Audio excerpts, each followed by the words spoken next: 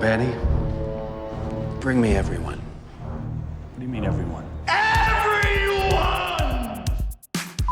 I have come here to chew bubblegum and kick ass. Barry Manilow know that you raid his wardrobe? Let me explain something to you. I am not Mr. Lebowski. You're Mr. Lebowski. I'm the dude. No one is to stone anyone until I blow this whistle. You can't fight in here. This is the war room. Surely you can't be serious. I am serious. And don't call me Shirley. Hubba hubba.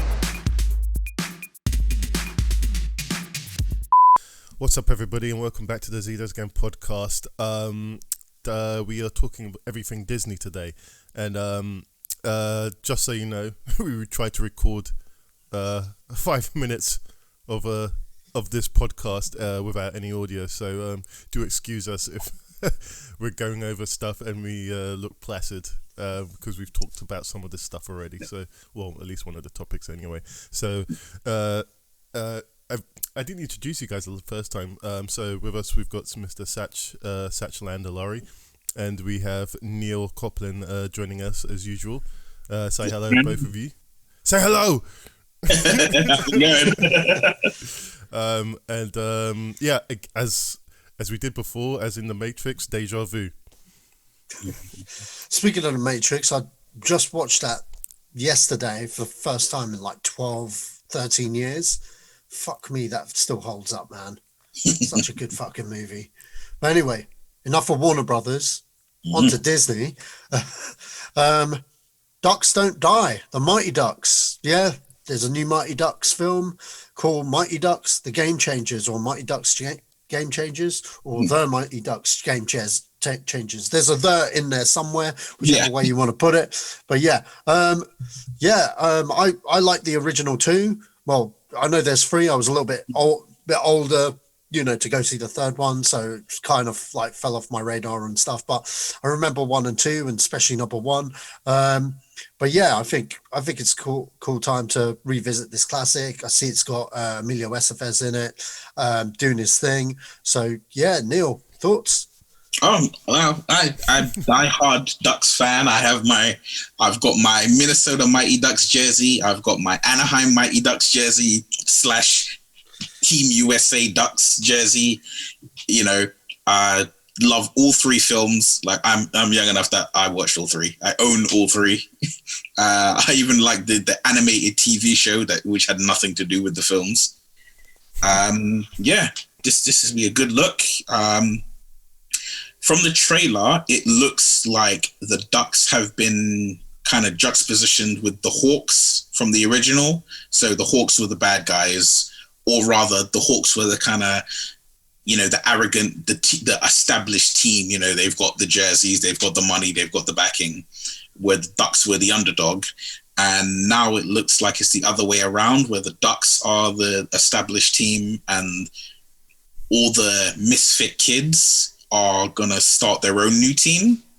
And it looks like, I don't know if he's gonna be the coach or what, but it looked like Emilio Estevez is gonna be like the Hans character who, brings the Ducks together, sort of.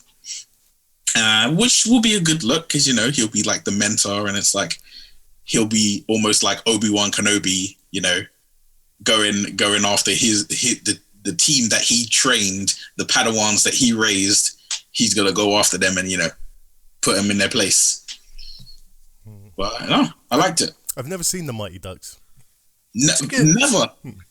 It's a good kids film, man. It's a good, like sports kids film. I was never into hockey, so it didn't interest me in the slightest. It actually started my fascination with hockey. Right. I mean, because I know Eddie's into it. Eddie is a mate of ours that used to work with us, and he's really into it, and he's into Mighty Ducks. I fight. I'm not going to interject too long, but hockey to me is like watching snooker or golf. And, I don't know about that. Oh, my friend, you have not seen some good ice hockey matches. Yeah. Sure. If I want to go see a fight, I watch MMA. And so, again, I don't have any interest in hockey. So it never interests me. I know there's like 6 jillion of them, 6 jillion films or something. 3. It's a trilogy. I thought there was more than that. I always saw Mighty Ducks throughout like every other year, like Mighty Ducks this, Mighty Ducks that. I had no idea. It's because they made an actual team from no way. Yeah.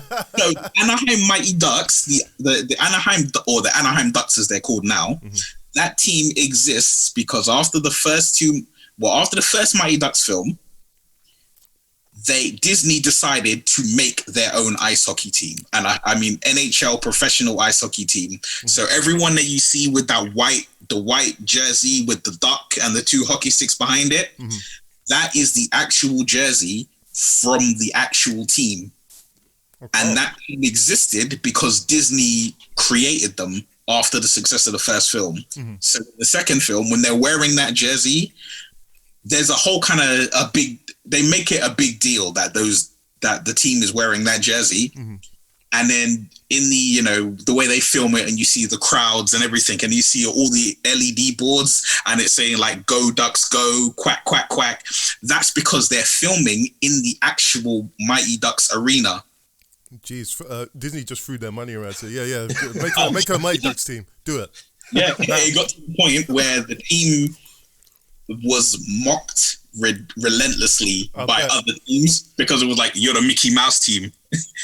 If I can bet. I mean, it's a very Disney thing to do. Back when, is it in the 90s that came out? The 90s. This is the 90s. Yeah, that back then, that's a corporate move to make a team. But who can tell the difference these days? So because of my non-interest in that sport, I just didn't bother. Yeah. But yeah, if it's good, then I hope everyone that does like the sport or what likes the series enjoys it. That's all I can say. Yeah. If you want to watch something that's not really heavily related to hockey about Mighty Ducks, watch the animated cartoon where it was actual ducks. What? And they were actual like superheroes, and they had like powers, and like instead of shooting bullets, they shot pucks. Very, very funny. That's nice. It's a nice pun by the creators. Like, okay, fair enough. Well, who knows? Maybe there's nothing to do over Christmas, so. Okay, so next up, looks like Disney Plus is revving up for R-rated content. They're having a new sub-channel called Stars, which will be on the menu, where you have to be, a certain age to put into it. They'll have like child safety on that stuff. They were saying as well. But yeah, this seems to be the future of Fox and where all the R-rated content is going. So Aliens, Predator, Die Hard, all of that, it's all there. It's all coming. I can't wait, to be honest, because to be fair, Disney, with just what it has, it's good for now, but for older people, there's only so much of the Disney content you could really stomach, to be fair, unless you have young kids and stuff. So, in the whole streaming wars side of things, this is a really good move on Disney, to be honest, because I didn't think the kiddie aspect of, what they were doing would last for, very long kind of thing. So I think it's a very good move. And from that, we're probably going to get a lot more content and stuff. And yeah, thoughts, guys? It's weird. I feel like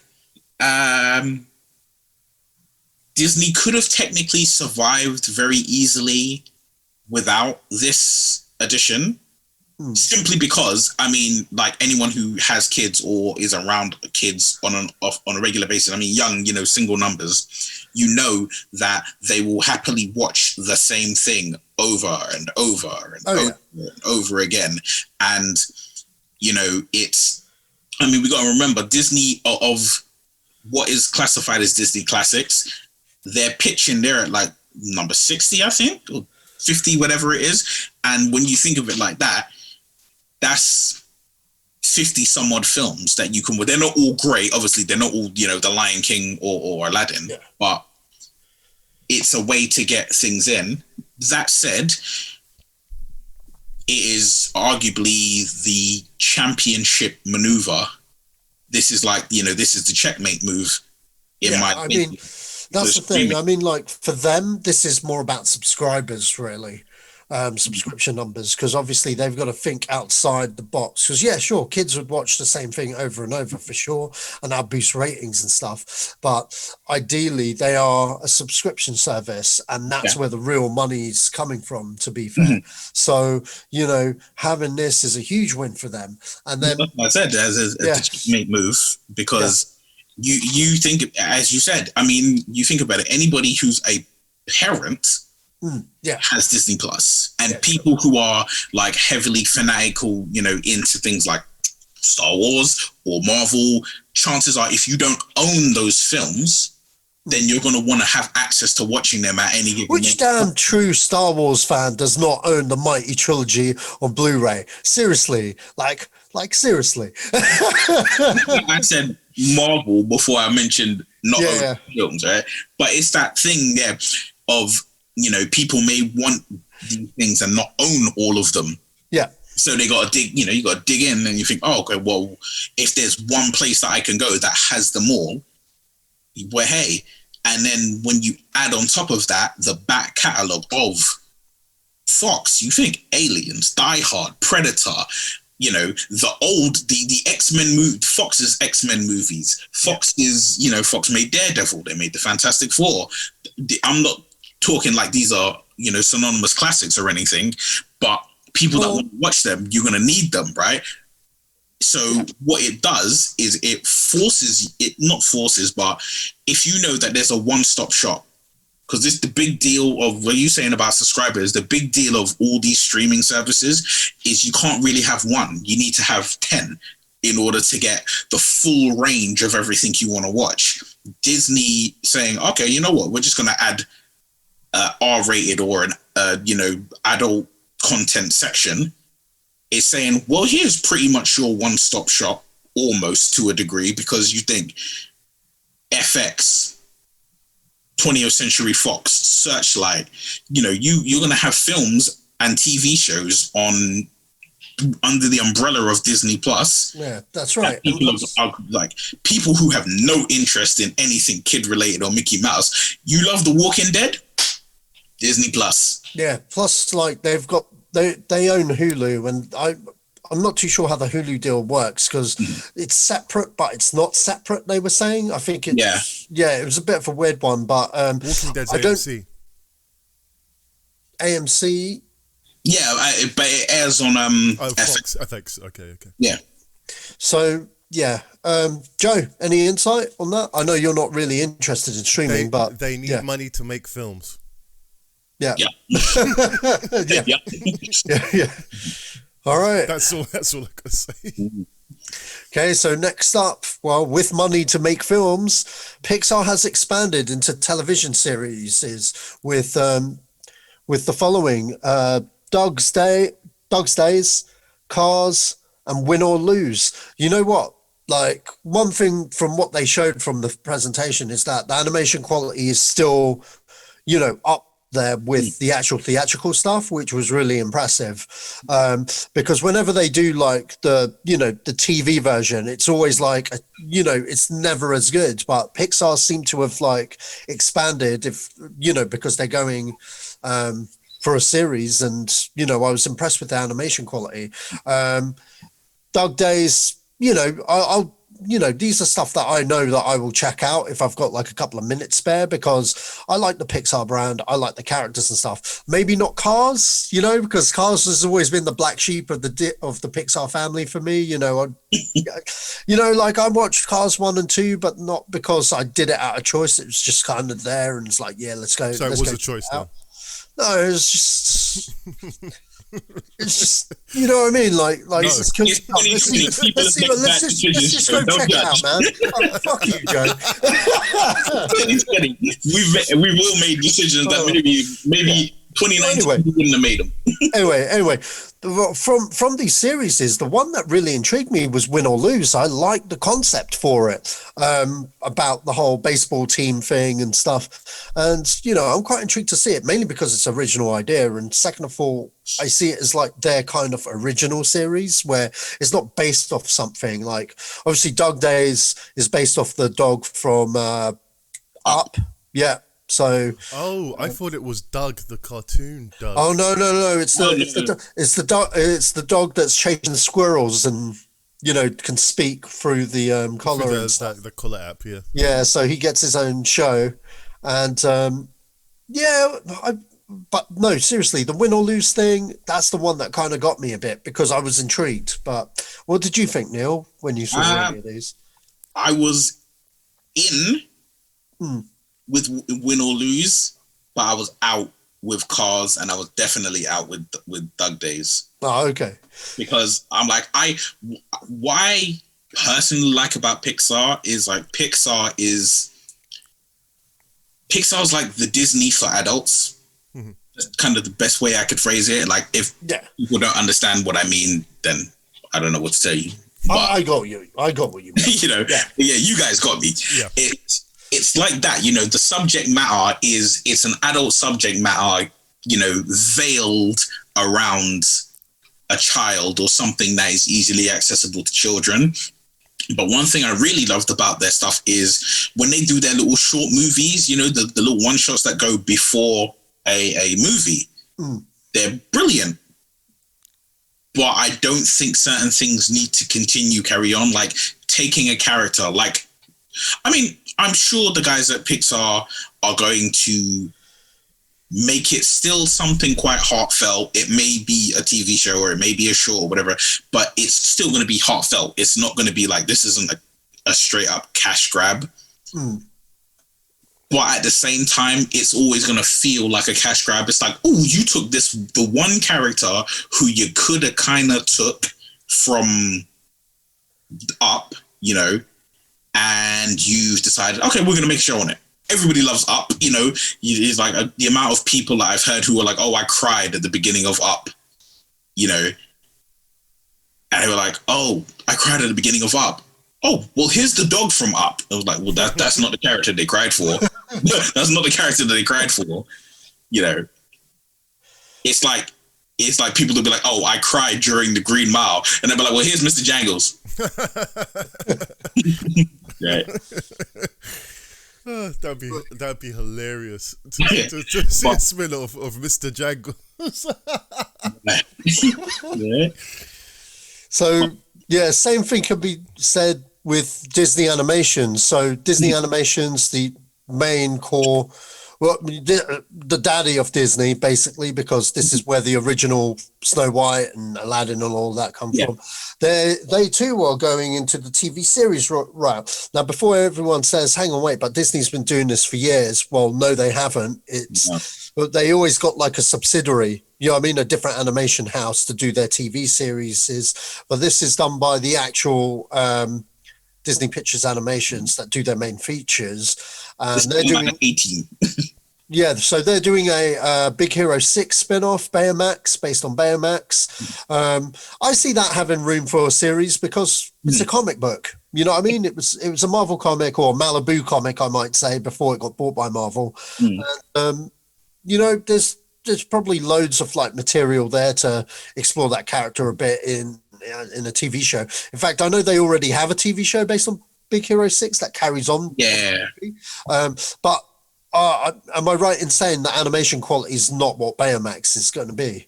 No, Baymax is going to look pretty much like the movie. So the movie did. So yeah, I mean, like that that's fine. Zootopia Plus, I'm kind of interested in that because I really enjoyed Zootopia. That was a film that, you know what I mean? Like, I saw the adverts, I was like, yeah, whatever. And then when I watched the movie, I was like, oh damn, this is actually fucking good. Like, actually really damn good. And Haven't seen it.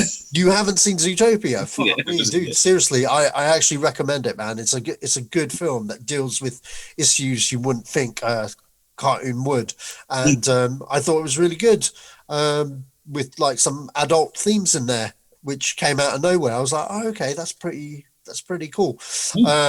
And I think it actually had some balls in going the direction it did. But yeah, it's fun. It's fun. It's got, adult themes in a kids movie, so it gives a sense of moral for kids watching it and stuff. And yeah, it's really, really good. TV show version of it, yeah, sure, I'm up for that. It has room for it because it's basically it's a buddy cop kind of comedy. Okay. So I could see them going on adventures and stuff. I don't know whether that's the main basis of the show, but we'll see. Moana, I'm not, I get why they're doing it, but I'm like, didn't they say everything they needed to say about Moana? I mean, really? But then, we'll see. And Tiana, that's the girl from Princess and the Frog. Again, she became a princess, man. Like, I mean? She got wealthy. You can't really go there with the character, but I guess young girls will definitely like those two series is, I feel, because like, yeah, I don't know about those two, but we'll see. What's your thoughts, guys? I mean, with that, I mean, with the lineup that you said, yeah, it's as you mentioned, and I totally agree with. Right, I like putting adult themes in a children's cartoon for one very clear reason, which is a lot of children are more aware of mature subjects than we give them credit for as adults. We kind of just look at them as like, oh, you're 6, so you're 6, and that's the end of it. Like, you should be, making mud pies and like, like, I don't know, freaking, thinking that Santa Claus is the one who buys you every gift, when it's like, nah, bro, you got people that live in your house that feed you every day. They're the ones who did that. But that being said, it's a thing of children are more aware of things, and if we continue to treat them like illiterate babies, they will surpass us and not have any kind of interest in what we want to show them. If you show them subjects that you give them time to process it, I feel that they'll be better on the other side of it. And so doing things like that, I'm all for it. Now with the Baymax, perfect, because Baymax as a character, it's a character that if you took Baymax away from the Big Hero 6, as a character, you can explore adult themes with Baymax. Because what is Baymax? Is a giant robot who is supposed to be like a healthcare assistant, right? And, it was like, if anyone who's watched Big Hero 6, when Baymax is there and is like, oh, you are sad.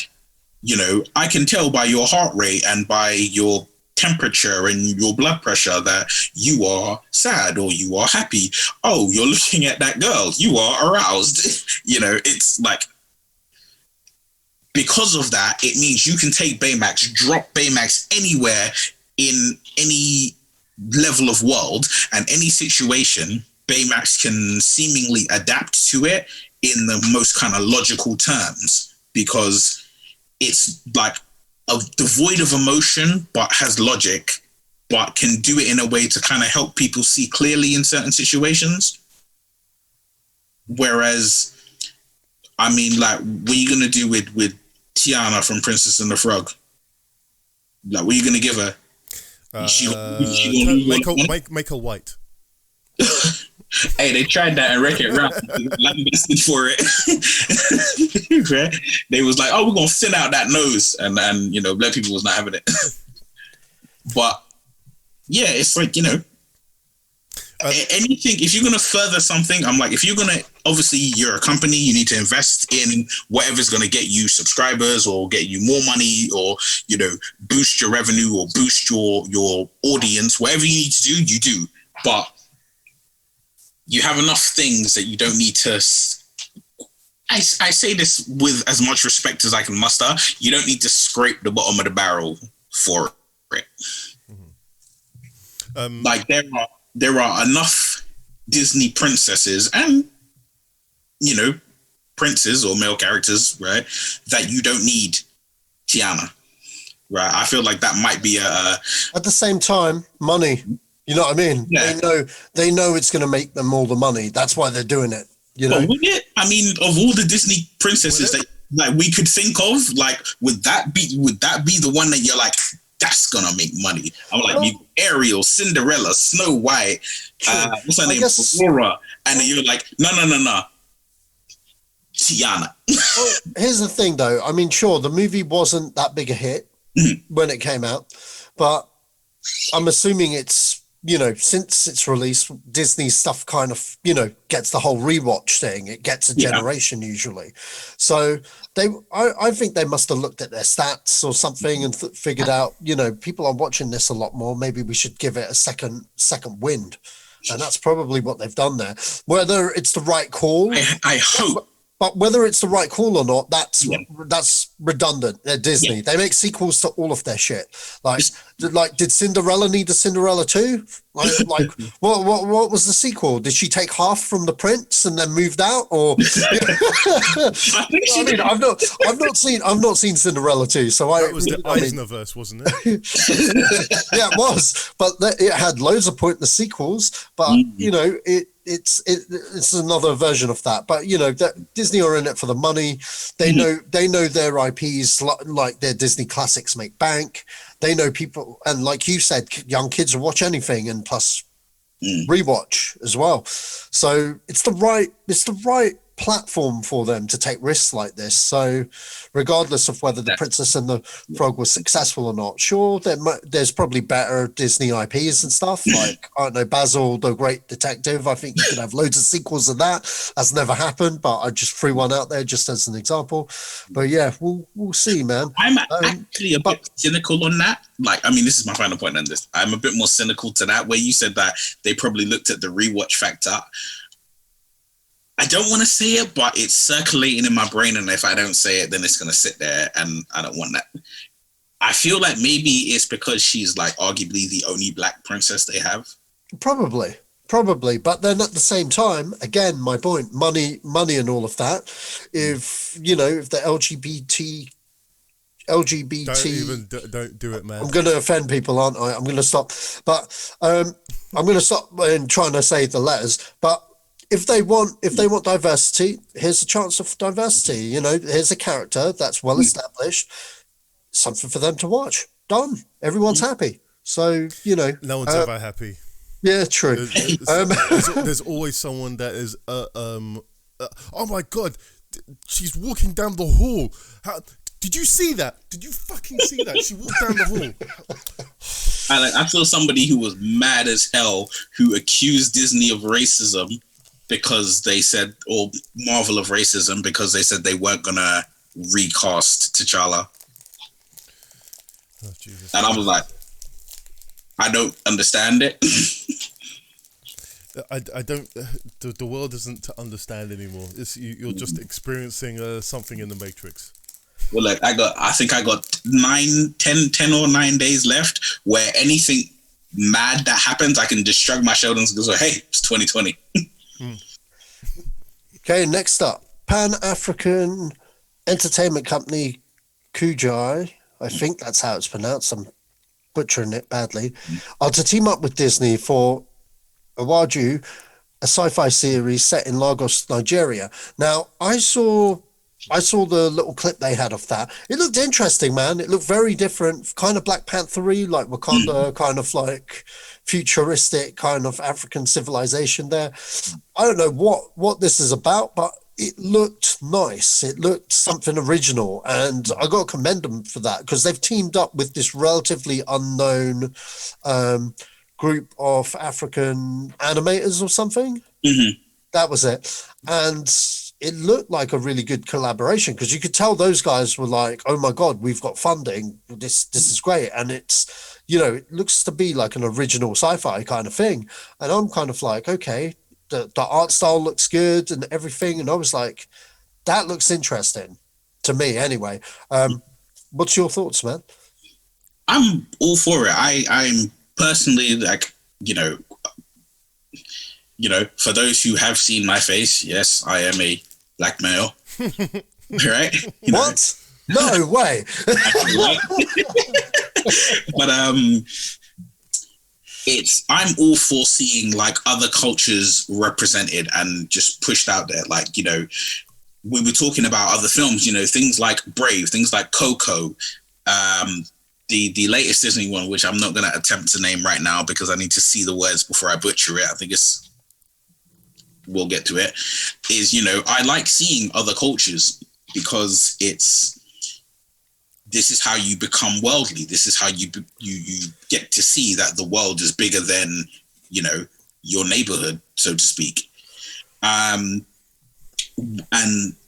Disney actually teaming up with with the company that created this IP, the company that created it, I love that because it's so much better than them just buying it and making it without the input of the people who actually created it. Yeah, that's great. Like actually going out and saying, no, we don't want to buy this from you. What we want to do is we'll back you. We'll do a partnership. We'll give you the money and you make it the way you intended to. I think anything that is kind of sci-fi related, mainly focusing on Black people, especially in Africa, is going to immediately get compared to Black Panther because Black Panther was so seemingly otherworldly when you saw what Wakanda looked like. So, but at the same time, it's, the future is... Anyone who's painting the future, there is unfortunately only so many ways you can paint it. It's either dystopian or it's utopian. Or just like Akira did, the status quo. It's just, because I remember when watching Akira, I know this has got nothing to do with Disney, but I watched Akira when I was 11, and I remember like 2019 it's set in Akira. And I thought, oh wow, this is, it doesn't look that different. The things, but looking at it now, it's more or less that. The what Kyoshiro Otomo depicted in his 2019 dystopia or just normaltopia. Yeah. I think he was sipping on the same Kool-Aid that Matt Groening was when he did all them Simpsons episodes that come true. Yeah, exactly. It's just, the whole stadium thing and the games being cancelled, it happened the same year. Anyway, just saying that I think you can have a middle ground between. Do you know like what Star Wars has? It has a futuristic canvas, but it's not highlighted. It's not. Yeah. It's not. It's all about the story. Everything. All the technology in Star Wars is made to drive the story, as opposed to. It's like window dressing almost. Yeah. And I think you can get away with an in between somehow. But I don't. Yeah, I guess that would be difficult to do. So that's why I think that's why you always see dystopias and Back to the Future too, kind of world. So yeah, that's my 2 cents on that. Okay, so next up, Disney are still to release theatrical films in theaters during next year. I think their strategy's okay, I guess, because they're still giving it a theatrical release. Yeah, they're doing it streaming as well. I think, what was the window on that? Do you guys know? Or? I thought they would have said that to investors. Yeah, the original window that we all know was, yeah, I remember it was like 90. It was 3 months, but it was like 95 days or something like that. Yeah, between exiting the cinema and appearing on, so home video streaming. So the last film I worked on, we worked on the trailer to the film, the social media stuff, the packaging for the home end stuff, the streaming stuff. Work on everything. It's like a 360 kind of thing. So they work on everything at the same time, and then they just release when they need to. Yeah, I don't know if Disney have the same model. Actually, no, they do. I think they did when I was in that circle. Right. I can't. I don't think. I don't know what next year is going to bring. So I think they're just going to wait and see. They might just justify it by let's see what it does, and then we'll announce it. I'm guessing it'll be a month or so. Okay, so it's coming. Okay, for example, Black Widow's coming out May 1st. Is it May 1st? No, that's old news. That's saying 2020. It's coming out in May 2021. Release date in 2021. It's like whatever the equivalent of it is day wise, it's still that. Yeah. So basically, so it's going to get these films are going to get theatrical releases. They're sticking to that promise, but there will be a quick turnaround to when they debut on Disney Plus. So, but they're committed to that, unlike other studios and stuff. So, yeah, I think it's a better idea because it builds value. Building value is something that is highlighted, and when something is in the cinema, that's the biggest highlight you can get. And it's to the contrary of what Warner Brothers are doing. They're just sticking with this stuff, and I think it's day and day. Yeah, but it doesn't worry anything. The way Disney are doing it is a better plan. Yeah. Yeah, absolutely. Because I mean, I think obviously with the state of the world, like we're never gonna probably will not recover to the point of like midnight screenings and like people being there and like proper queues and like you have to book your tickets and all of that. But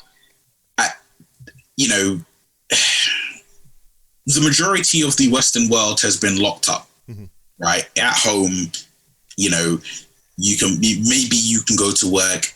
Probably you're at home, and you probably learn to appreciate little things like going to the cinema.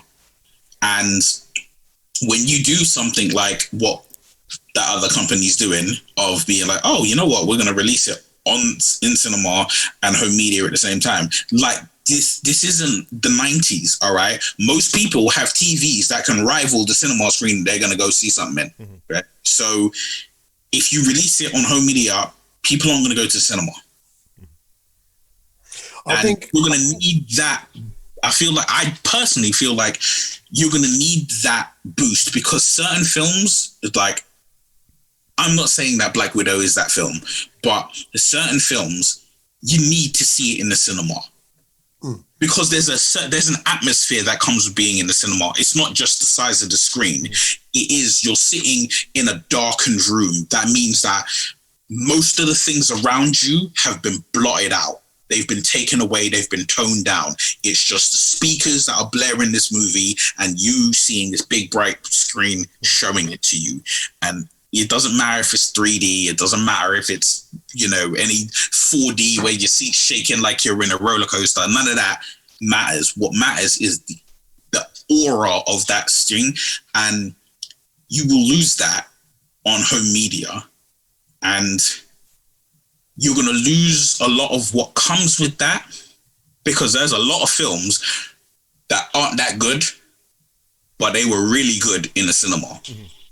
I think that really comedy in a cinema is probably one of the best places to watch a comedy. When you watch a comedy at home, for instance, I watched what was it? The Anchorman 2 at home the other day, and I remember watching that in the cinema versus home. When you have a whole bunch of people laughing, it encourages you to laugh as well. Because laughter is contagious. And watching it, I did like it. I mean, I laughed. I even noticed a few things I missed in the cinema watching it again. But I laughed to myself. But it was that was it. It was a very different experience. It's the same with Tenet as well. I've got Tenet now, and it's a very different experience at home than versus cinema. It was better. I had a better experience with it in the cinema, purely because there are people around and you're kind of in awe with the audience as well. But having it at home, you're just by yourself. Because you know what it is. I mean, I'm sorry to interrupt. No, go for it. But you know what it is for me? It's, as you said, Sash. You said laughter is contagious. Atmosphere is contagious. If you're watching a horror film or a thriller, when things get tense, if you're by yourself, it's kind of tense. If you're sitting with maybe one or two people, it's kind of tense. If you're sitting in a cinema with a massive group of people, most of whom you don't know, that's tension. That's real tension, because it's people, different walks of life, different backgrounds, different viewpoints. All of you are like, shit, this is happening. If it's laughter, it's the same. Comedies, it's the same thing. This is laughter. When you get a spectacle, when Ridley Scott decides to pull one off the chain and say, "Boys, I got something for you here."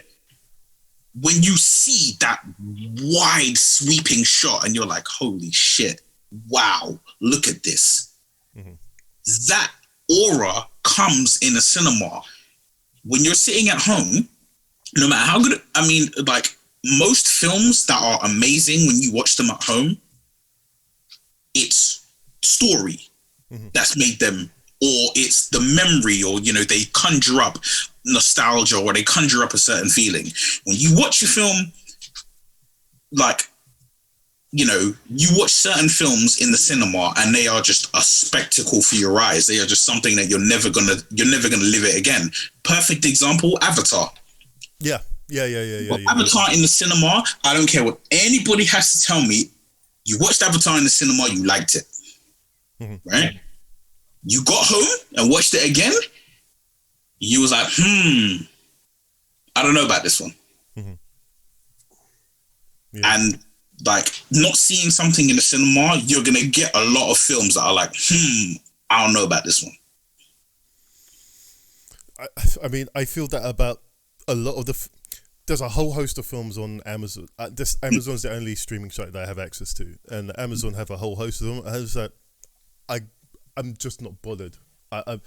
If it's a film that I've seen, I either have it on my shelf or I'll watch that I'll watch it some other time. But it's not. There's no go-to for me. Even Borat. I watched Borat 2 weeks after it came out. When I saw the first Borat in the cinema, I watched that with you guys, or not you, Neil, but with Sach and Saeed and a whole bunch of other people I used to work with, and that was a completely different experience in the cinema versus the home. Again, comedy, you have a different experience, and I feel that's what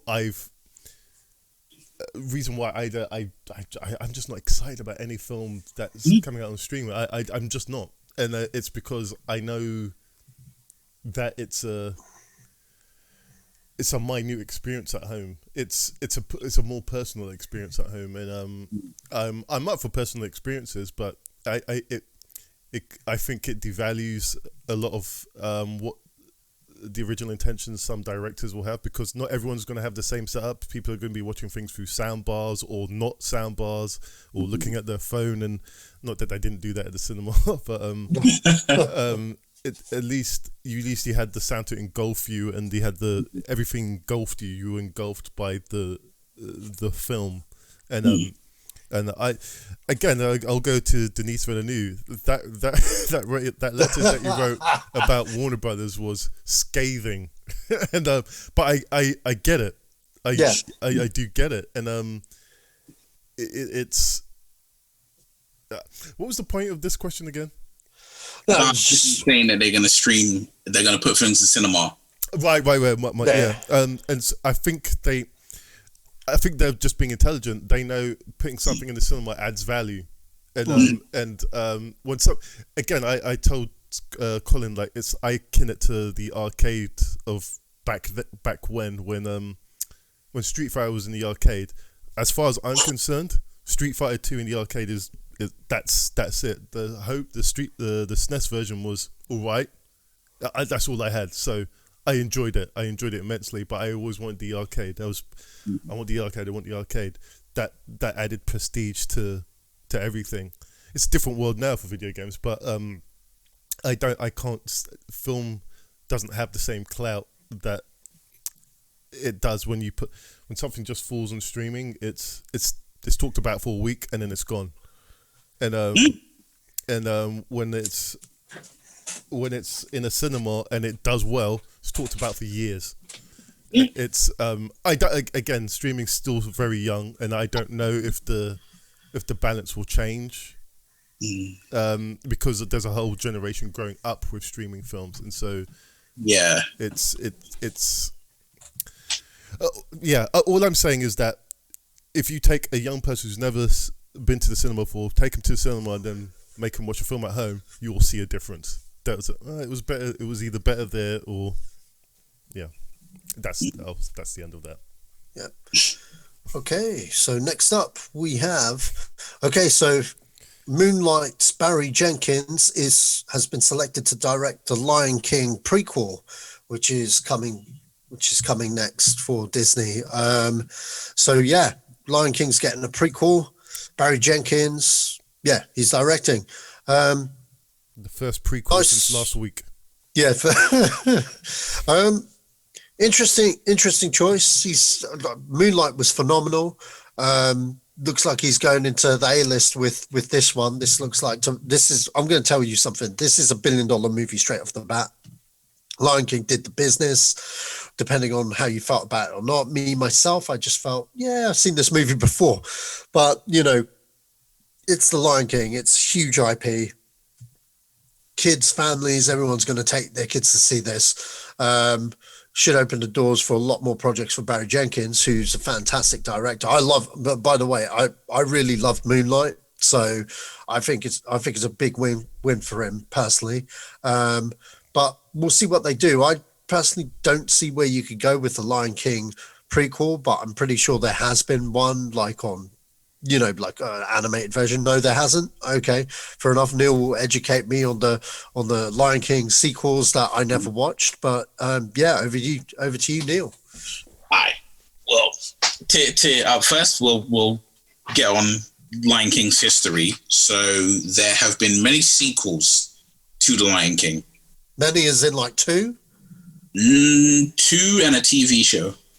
Okay, so 2. There was Lion King 2, Simba's Pride, which was about Scar's son. Scar had a kid that no one knew about, and that kid became entanglement with Simba's daughter. So obviously Simba's got issues because he's like, well, you're Scar's kid. That's an issue. Well, yeah, it's incest, right? I mean, that's a couple. Everybody skipped over that. But hey, even the Lion King itself has incest, because if you think about it, Mufasa is the only male lion in the whole pride that you see, right? That means Nala is Simba's half sister. So whatever cub that they decided to cut, this is Lannister territory we talking about now, right? But that's neither here nor there. But there was the Lion King 2. I think there was the Lion King 3 or Lion King 1.5, which was about Timon and Pumbaa.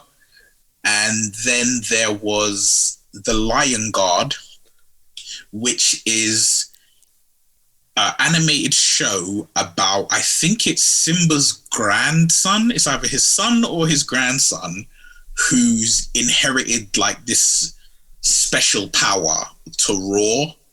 Yeah, so basically what you're saying is this has nothing to do with any of that stuff. Nope, It's not brand even. new, brand new original kind of thing. Yeah. Maybe it's going to show us like how Mufasa became king. Yeah. Yeah. All I Kind can, of. yeah. And with that, all I can say is I am 101% out. Not even a little bit. I'm sorry. Barry Jenkins is amazing. Like you said, Moonlight is brilliant. Yeah. If Beale Street Could Talk is brilliant. Like, he's literally, he is championship edition. Did he do Beale Street Could Talk? I believe he did. I mean, I could be totally wrong, but I'm pretty sure he did that. I don't. Oh yeah, he did. He did. Yeah. Yeah. And so I'm like, you know, he is, like you said, he is literally an absolute championship talent, and you giving him A-lister is like just giving the Infinity Stones to Thanos, right? It just like big things are gonna happen, but I do not see in any way, shape, form, or capacity what you can do with a prequel to The Lion King. All that is, I mean, okay, yeah, you've got, obviously there is Scar and there is Mufasa. They are brothers. One becomes king, one doesn't. There's going to be issues between them. But no, like, because what are you going to do? You're going to show Mufasa in some form of a bad light in order for him to have to rise to the occasion? Are you going to show, like, look, it's 2020. There are a lot of people who sympathize with Scar from the original Lion King, right? You gonna give them people like clout because you're gonna say to them, oh, yeah, Scar wasn't that bad. He's misunderstood. Is he gonna go from being, you know, Darth Vader to Anakin Skywalker? Like, well, I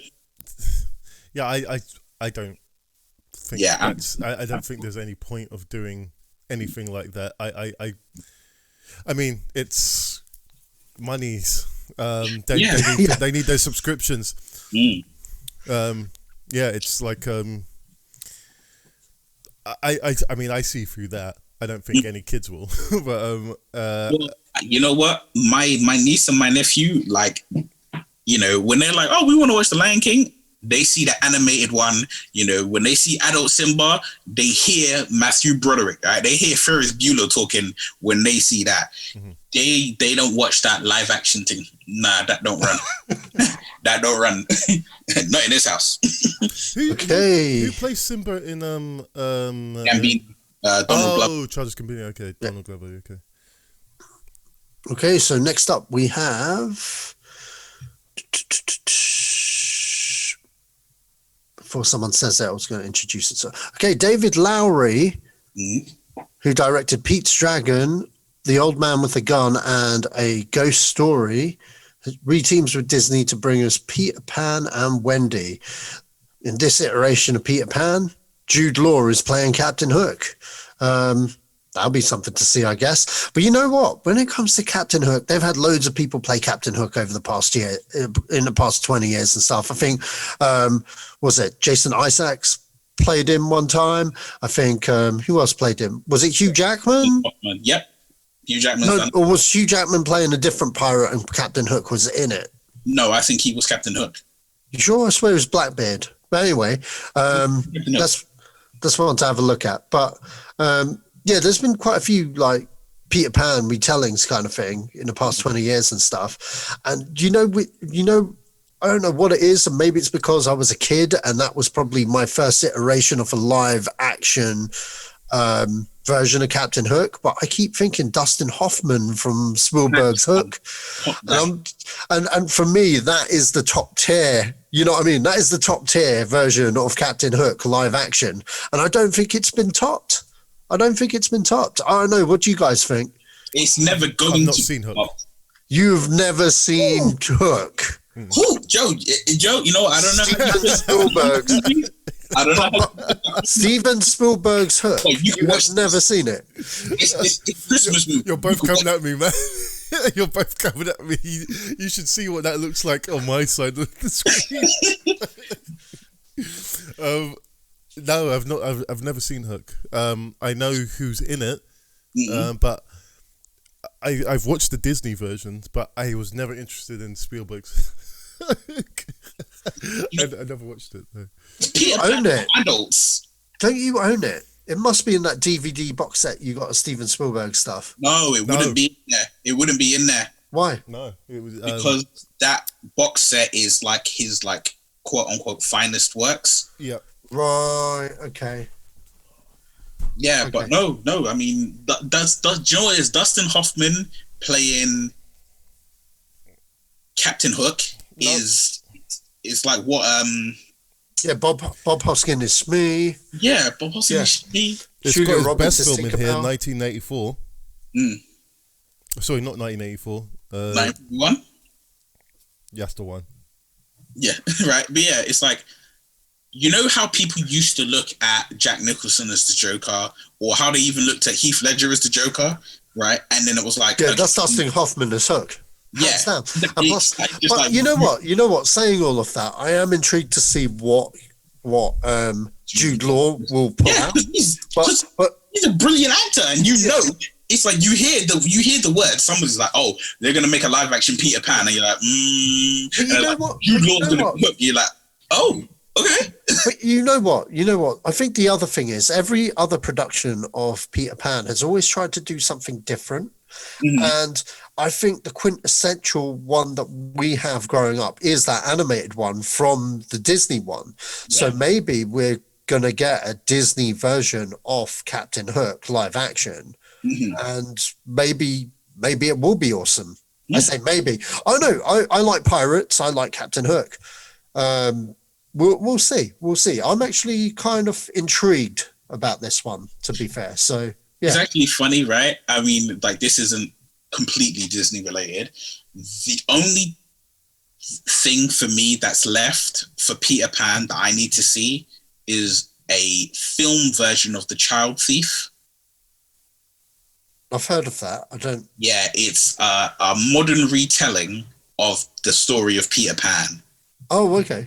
And like, when I say modern, I mean like the kid gets taken from, like, let's say like 2012 London, like 2012 London or New York. I think it's New York he's in, and it's like, it's what happens. It's the reality. It's like, this is not like a thing for kids, you know. It's like, what, you know, they don't get pixie dust and just fly to Neverland. They actually go through a mist, and it's sort of like, if you get lost in the mist, you get murdered.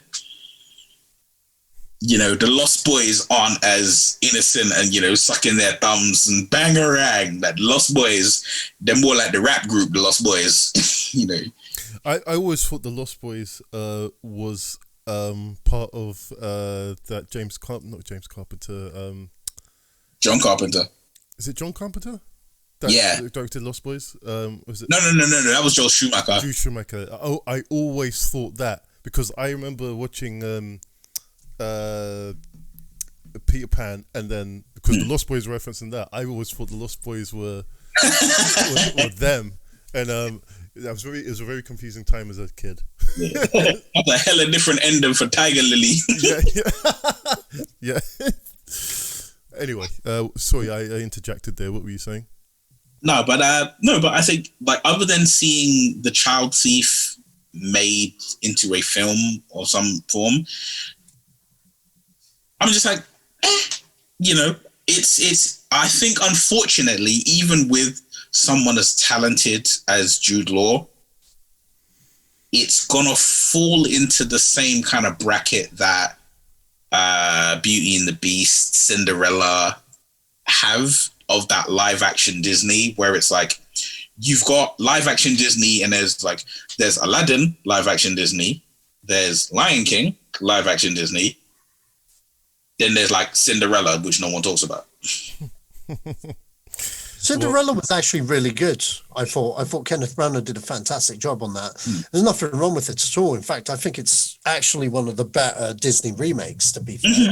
I don't think it got a lot of recognition. Like, it made bank at the box office. It made a decent amount, but it isn't one that everyone bangs on about. But then it was also the one that didn't drastically try to change shit up.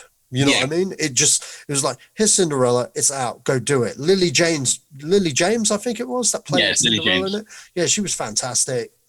Yeah, I enjoyed it for what it was. It's not the kind of film I'd go watch again, but then neither of these live action Disney ones are, to be quite honest. Saying that, I saw Dumbo the other day, and that was fucking travesty, man. That was fucking shit. Like, good performances, but just in general, what they did to Dumbo in that whole thing was just, I didn't dig it. But yay, what do I know? Anyway, moving forward, we have Flora and Ulysses. Okay, so this is like a CGI animated live action Alvin and the Chipmunky kind of film. Apparently there's a superhero element in it with a squirrel sidekick of some sort. Yeah, there was like a clip from it, and in the bin, mate. I just thought, nah, fuck it, fuck this. I'm too old for this shit. It's not even like a famous IP or anything. It's like some new thing to like, hey, look, CGI squirrel kids. Yeah, good for them. But I don't know, guys. What do you guys think? I think I could be very wrong with this. I think it may be based on a book. Is it based on a book? Okay, fair enough. And if it is, then it's going to attract that kid crowd, you know, in the same vein of like Percy Jackson or like Diary of a Wimpy Kid or whatever it is. It's going to immediately attract those who read it. Yeah. If I am wrong and it is not based on anything, it's an original concept and idea, I don't know who it's going to appeal to. Maybe like the demographic of like the main actress, so like a young teenage girl, maybe like, or not a teenager. I think she's young, like, you know, double numbers, but not teenage numbers.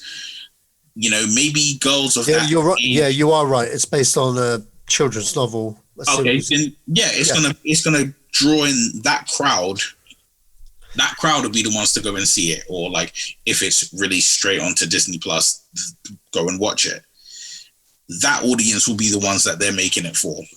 You know, I know us as, you know, comic book fans and things of that, we bang on and cuss that, you know, these films and TV shows aren't made for us. So it's the squirrel that has superpowers, according to the write-up. Okay. Yeah, the squirrel.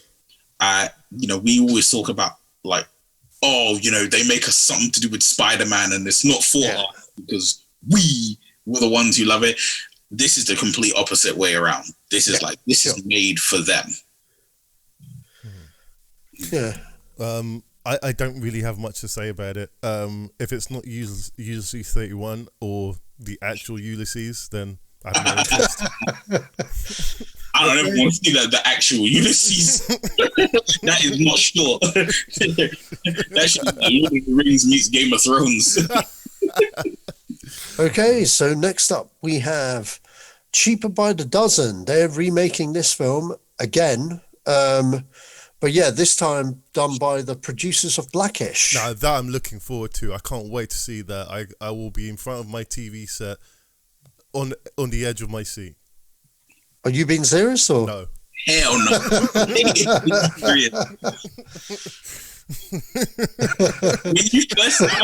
you said, "Oh, I'm interested in this," I thought, you're gonna mention something about, you know, the fact that it's by the creators of Blackish, and then when you kept going, I was like, "You're just taking a piss." Yeah, I didn't see. How many Cheaper by the Dozens are there? There's 2, right? Well, 2 of this incarnation, and I think before it was just one movie, I think. Right. So, because I know it was a remake of an older movie that Fox put out years ago, because this is a Fox IP. So, Disney have got their hands on it, and they're just doing what... That's a film that Tom Welling's in, right? Yeah. Yes, that is. It's one of his very few theatrical debut. Yeah. Yeah, they shafted him, man. They could have given him more work. Not that Steve Martin needs it, but he you know. didn't need to choose that film. True. He could have just read the script, said, "Do you know what? I'll pass." It's very simple.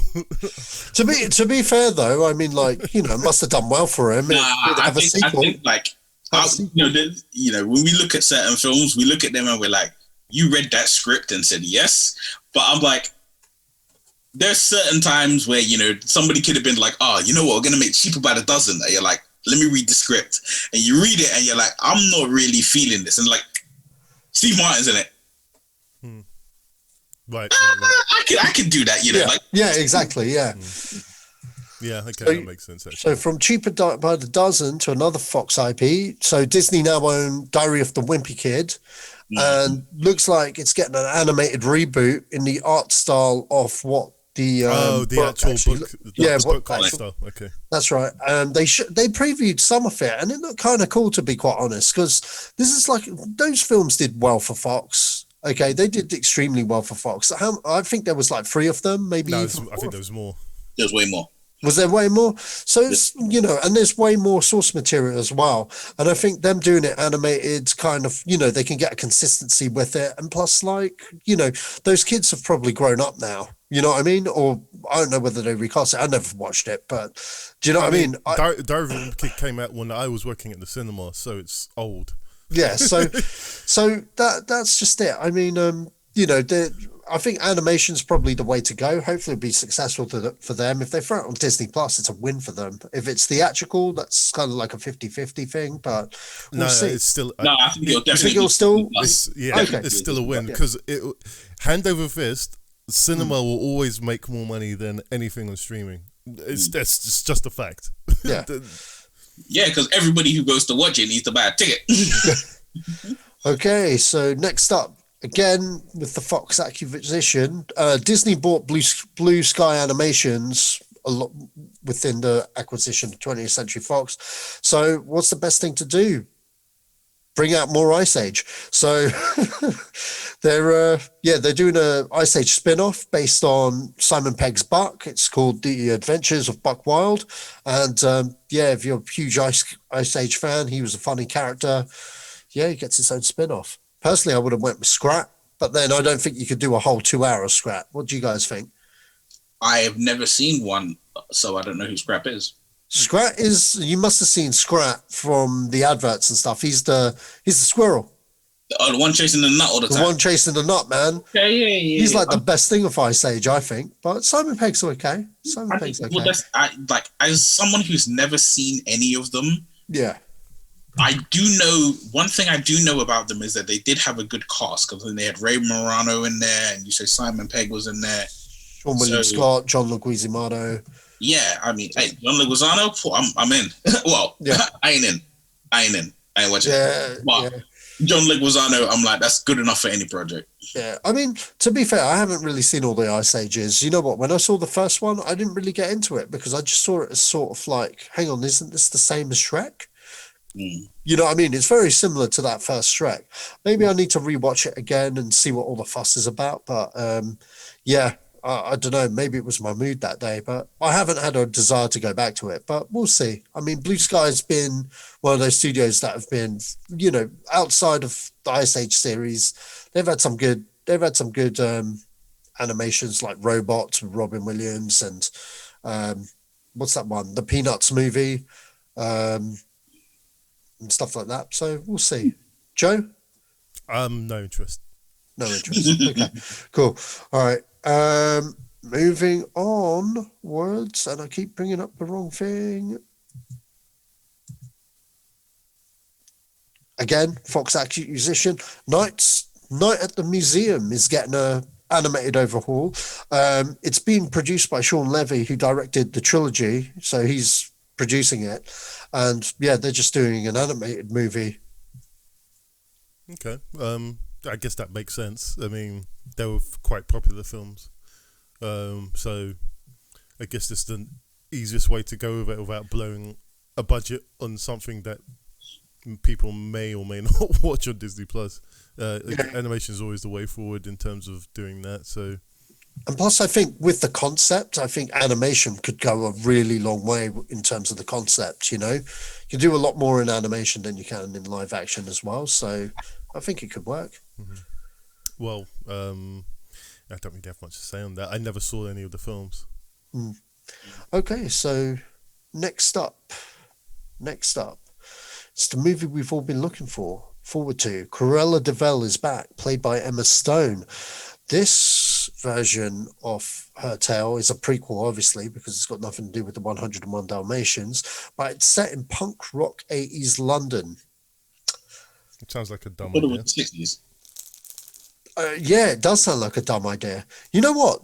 There's nothing wrong with Glenn Close. And to be honest, out of all the Disney films, that was actually a good one, 101 Dalmatians, way back in the 90s.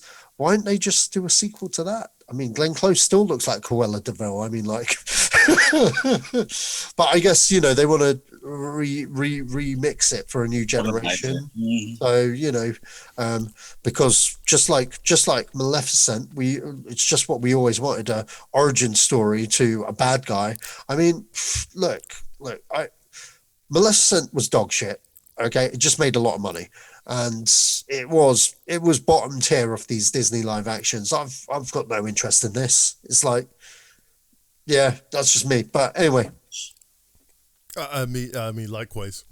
Yeah, Neil. I think Maleficent was a test, and this Cruella is going to be the proof, one way or the other. Yeah, which is basically that what they really wanted to do is like, I mean this in a nice way, and I'm not like disrespecting anybody or attempting to disrespect any. There are a lot of Disney fans or a lot of female Disney fans who gravitate more to the villains than they do the heroes. There's a lot of women that I know who are like, you know, Cruella de Vil, Maleficent, you know, Ursula. They, you know, even Scar, as I mentioned before, I know he's not female. They gravitate to these characters more because, you know, villains are more interesting. You know, Luke Skywalker's a farm boy. Darth Vader's the baddest mother in the universe, right? It's just kind of that way, and this is like branching out to that audience or to that fan base or that, you know, corner of the Disney universe is the ones who like it, you know. And it's like saying Cruella de Vil, I think you said it was the 80s. I misheard that bit in the call, so I don't know if it was the 80s or the 60s or whatever it was, because I thought it was the swinging 60s. I guess they're modernizing it, so I guess okay, yeah, the 80s. Yeah, but you know, doing it in the 80s, you're gonna get that kind of, like you said, that punk rock, you know, vibe, because I take it it's gonna be set in London, right? Yeah, that's right. Yeah, you definitely get that 80s punk rock London scene. Like nowhere in the world was matching that. So it's for her to be in that scene. It's, you know, it's the thing of basically turning a villain into an anti-hero. Yeah. That's what it really is you're turning a villain, like if enough people like a villain, they get turned into an anti-hero.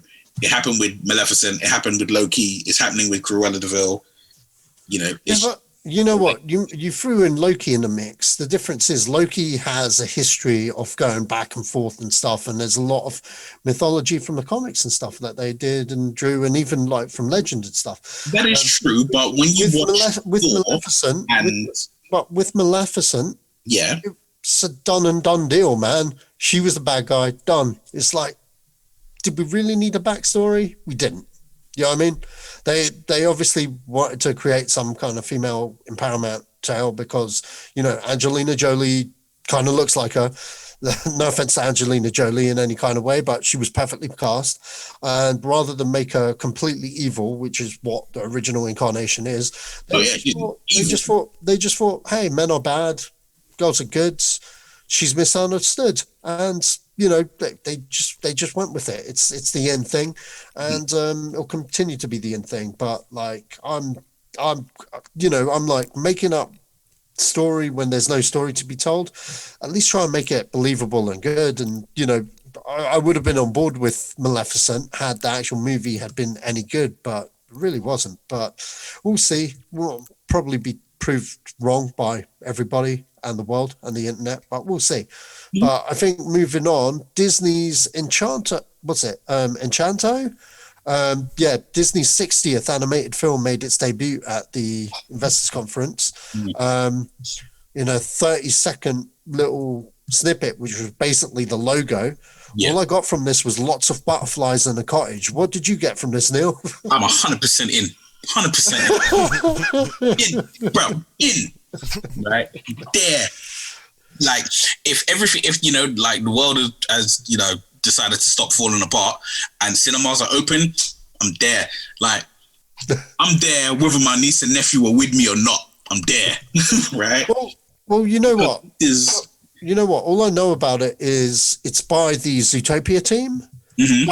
I'm kind of intrigued by what they pull out because I really enjoyed Zootopia. So if it's like Zootopia with like a little bit more of an adulty kind of theme in a kids film, then yeah, sure. Because like the stuff in Utopia kind of shocked me because I was like, wow, they went there. So this is going to be more like Coco.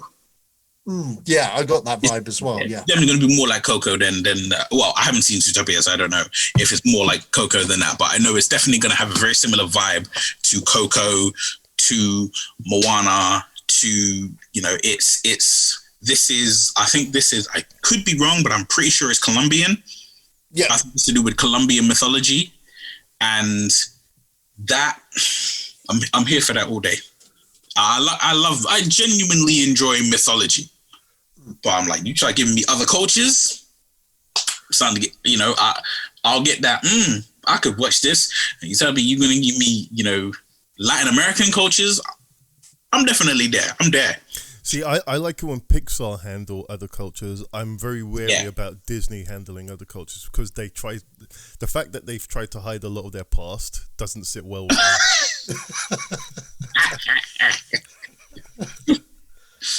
Joe give them no quarter, man. He's like, you ain't hiding shit. I remember what you did. But yeah, Pixar just handle that better.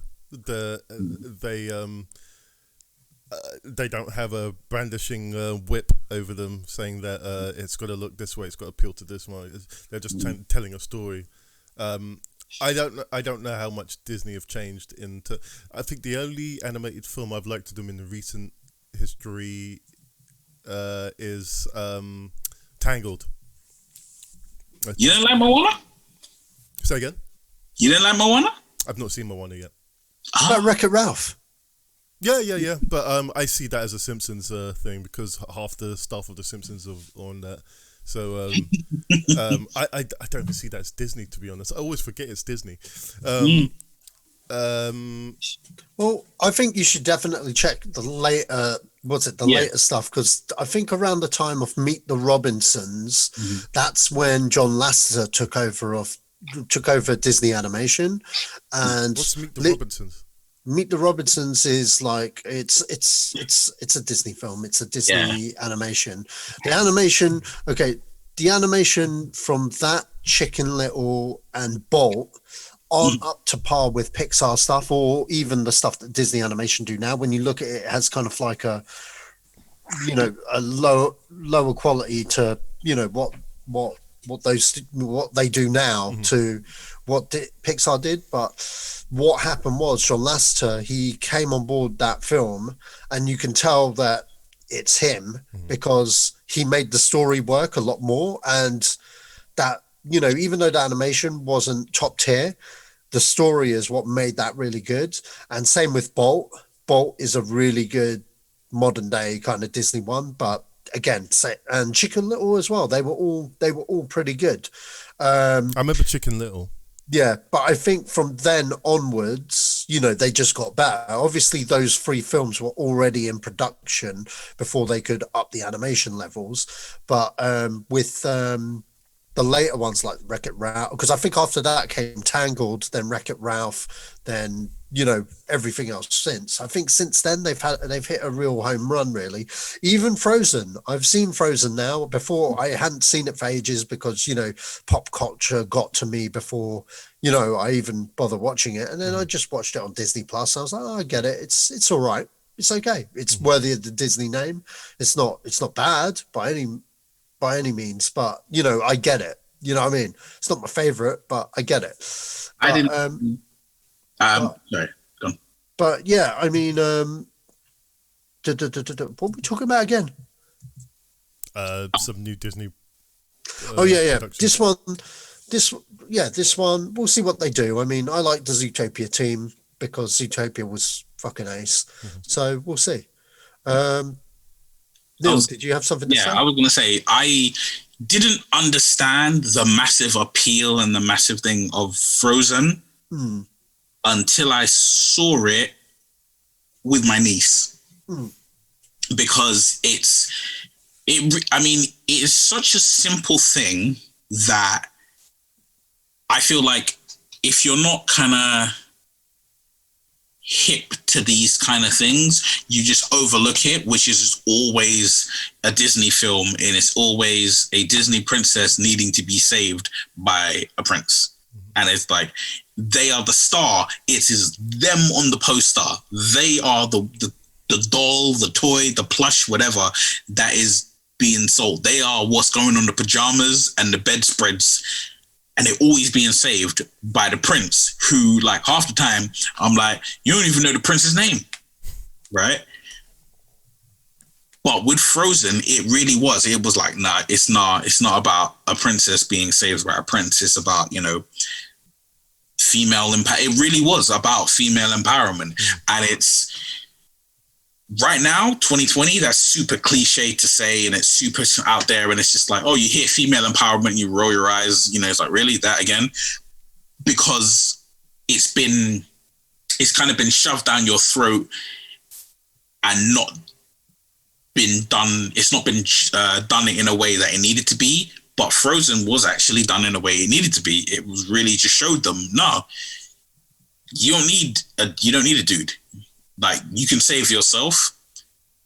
And now, having seen it, I understand why it was such a big deal.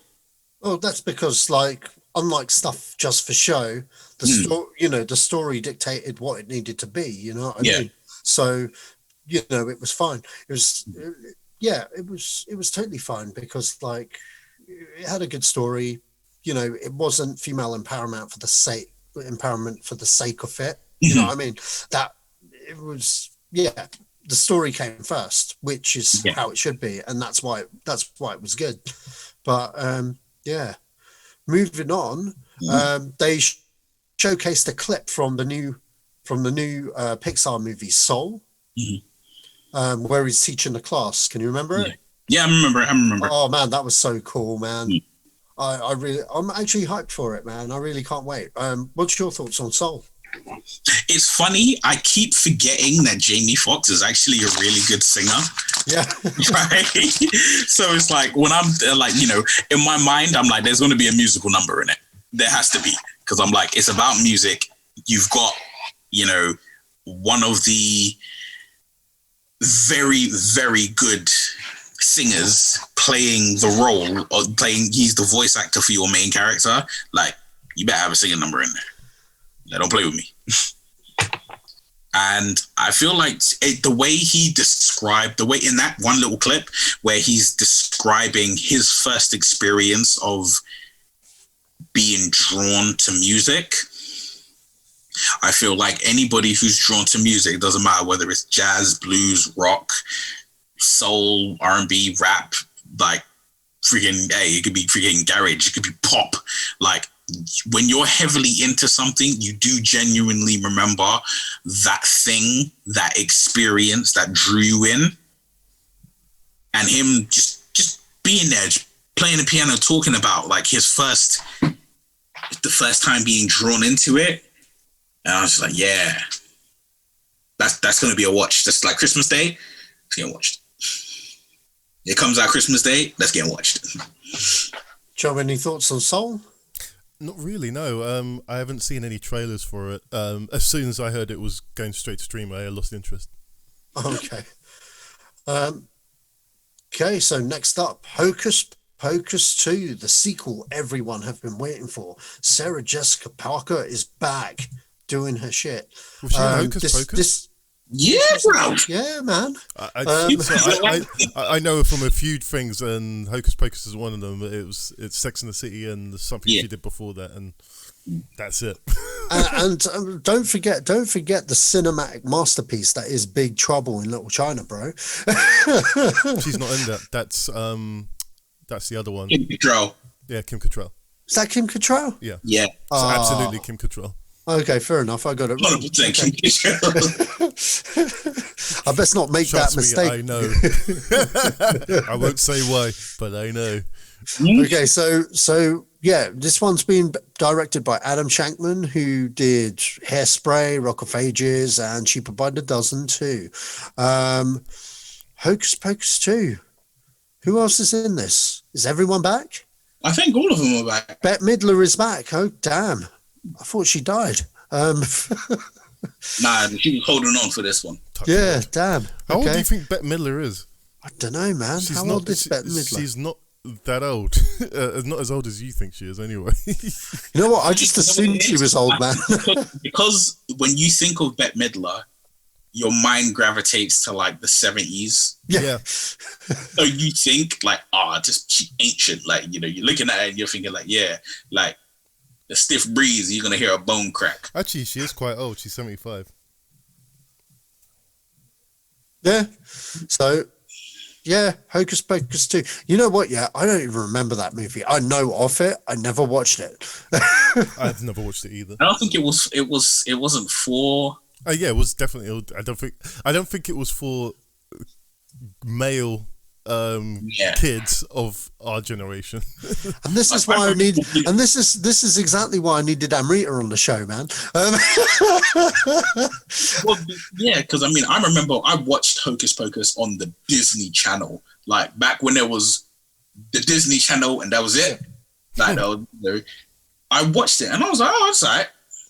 But like, you know, I think that was one of the times where I was actually very aware this wasn't made for me. Yeah. You know, but it did have some, you know, memorable characters. Like I remember the black cat. I remember the zombie boy. I think the main thing I remember from it was that it was like they were like, oh, if a virgin lights the black candle, then there's problems. And like he lit the black candle. What kind of problems? Pillow pants? Nah, like they're kind of like witchcraft and blue balls. Oh, okay. That was a Clerks 2 reference for anyone that didn't get it. Okay, so from Hocus Pocus to Sister Mary Clarence is back. Whoopi Goldberg turns in Sister Act 3. You know what, yeah? These films are a guilty pleasure of mine. Well, at least the first one is anyway, because they always show it on TV, and also it's like one of my mum's favorites. So, you know what I mean? Like every time it's on, I watch it, I have a laugh. But can't say if you like it. Why is it a guilty pleasure? Because it's like not really the type of thing I'd go seek. You know what I mean? It's not something that I'd go seek, but you know, and it's something like kind of, you know, not really something that I would generally pick to watch, but you know, it's guilty pleasure. Like if it's on, I watch it. It's pretty funny. You know, a guilty pleasure is liking porn or liking gay porn or something like that. That's a guilty pleasure. That's not like a okay. I guess technically yes, because a guilty pleasure is something that you feel guilty about taking pleasure from. Yeah, and I feel like. But yeah, I can understand that Sister Act may be a guilty pleasure for Sash because it is that thing of like you knowing Sash as well as you do. Mm-hmm. It's. I would say something else would be a guilty pleasure for Sash, like Brick. Rick, no, well, guilty pleasure. I'm staring because of who last week. Yeah. Oh, Ryan Johnson. Yeah. Right. So yeah, Sister Act 3. She's back. She's catching crooks. Who knows what goes on in there? Oh no, I didn't think they'd ever go back to this IP, but hey, Whoopi needs work, so or not because she's got her own talk show, doesn't she? Yeah. So yeah. Okay. Whoopi's fine. You know what? Disney just saw. You know what? Disney just saw IP. Let's just do it. That's what they saw. What they really should do. They got the IP for Home Alone. They should do it with him now. That's what they should do it. Neil, what were you gonna say? I think like it's for me. I think it's like somewhat similar to Sash. Like I would not go out of my way to seek to watch Sister Act, but I remember this year, at some point this year, Sister Act 2 was on TV. And I do definitively remember, like, I was walking past the TV and it was on, and I stopped and I was like, I'm going to go back to what I'm doing after this bit. Yeah. You know, because it's like, I mean, Sister Act 1 doesn't really resonate with me because, like, I think I watched it and just didn't really take it in. But Sister Act 2 meant a lot more because it had Lauryn Hill in it, who's an amazing singer. It was like, it had amazing parts. You know? Sister Act 2 is the one where she's teaching the class, isn't it? Yeah. And it's like, it was that interesting thing because, you know, anyone who'd seen the first one, you know that she's not a nun. So she is quite street smart. She's a bit sassy. She's got that, you know, she can, if somebody says something to her, she can hit them with a quick rebuttal. Mm-hmm. And then it was like, you know, when they were sitting there and they got into class and she's there with these teenagers who are all mouthy, and then she just drops one cuss and they're just like, I respect you. You know? And it was like, you know, it was like the most light-hearted version of Dangerous Minds you could ever see. Oh, you know? gosh. And then at the end, when like they have to perform, and you know, instead of performing the number as they you know are supposed to, you know, like singing like they're in the Omen, they, you know, come out there and they were like, yeah, you know, they took off their robes and it was in their clothes and doing backflips. And I always remember, like, Jennifer Love Hewitt is in it. Like, she has no dialogue, but she's in it. Oh, okay. And I remember, like, this was, you know, not long before I watched Party of Five. What We Did Last Summer. So I was like, yeah, okay. I mean, the Party of Five, but this was not long before I watched I Know What You Did Last Summer, and I was like, I will watch this again. Jennifer Love Hewitt is always was a big crush of mine back in the. I mean, even still now, she still looks really good. So, yeah, I'll leave it at that. Yeah, I think as well. I think if it's, I don't know what they're gonna do with it, but I think it'll find an audience. Yeah, I think it will too. I mean, like, if it's for streaming as well, I mean, it's probably going to do what Bill and Ted did, because if they put it in theaters, they're going to get, you know, whatever they get out of theaters. The minute it goes to Disney Plus, you know, like, people are going to go watch it just on nostalgia levels alone, you know, and I could see this being one that would get replay value on the platform, because people are just going to rewatch all the old stuff and come back to it every now and again. And if it's good, it will get the replay value. So we'll see. I mean, that it worked. You know, this strategy worked for Bill and Ted Face the Music really well, and that was one of the most successful movies this year, believe it or not. And that was down to their multi thing of streaming and going to theaters at the same time. It made a decent enough for the kind of budget that it was on. It made a decent amount in theaters. But the most successful film this year is Bad Boys 3. Bad boy. What you gonna do? What they coming for you? Oh god! I'm so chuffed at that. Bad Boys just came. I'm gonna drop it right there in January. Pow! You know what? I swear to you, right? The guys, the producers who were in that film, they were like, it has to come out in January. No, we'll do it in the summer. No, January. Well, I'll tell you what, they got work, and I need Bad Boys 4 in my life, man. Seriously. I mean, that's heavily likely considering how much film it made. Okay, so next up, Shogun gets a remake. Now series. we're talking. Shogun. Yes, that Richard Chamberlain series is being remade, and I'm not happy about it.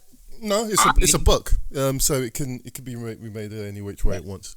Yeah, true, but like I like the original, man. But anyway, Disney got their mitts on it. They're remaking it. It's coming. I guess they could do some really cool things with it. That, you know, and who am I kidding? Of course, I'm going to watch it. You know what I mean? But yeah.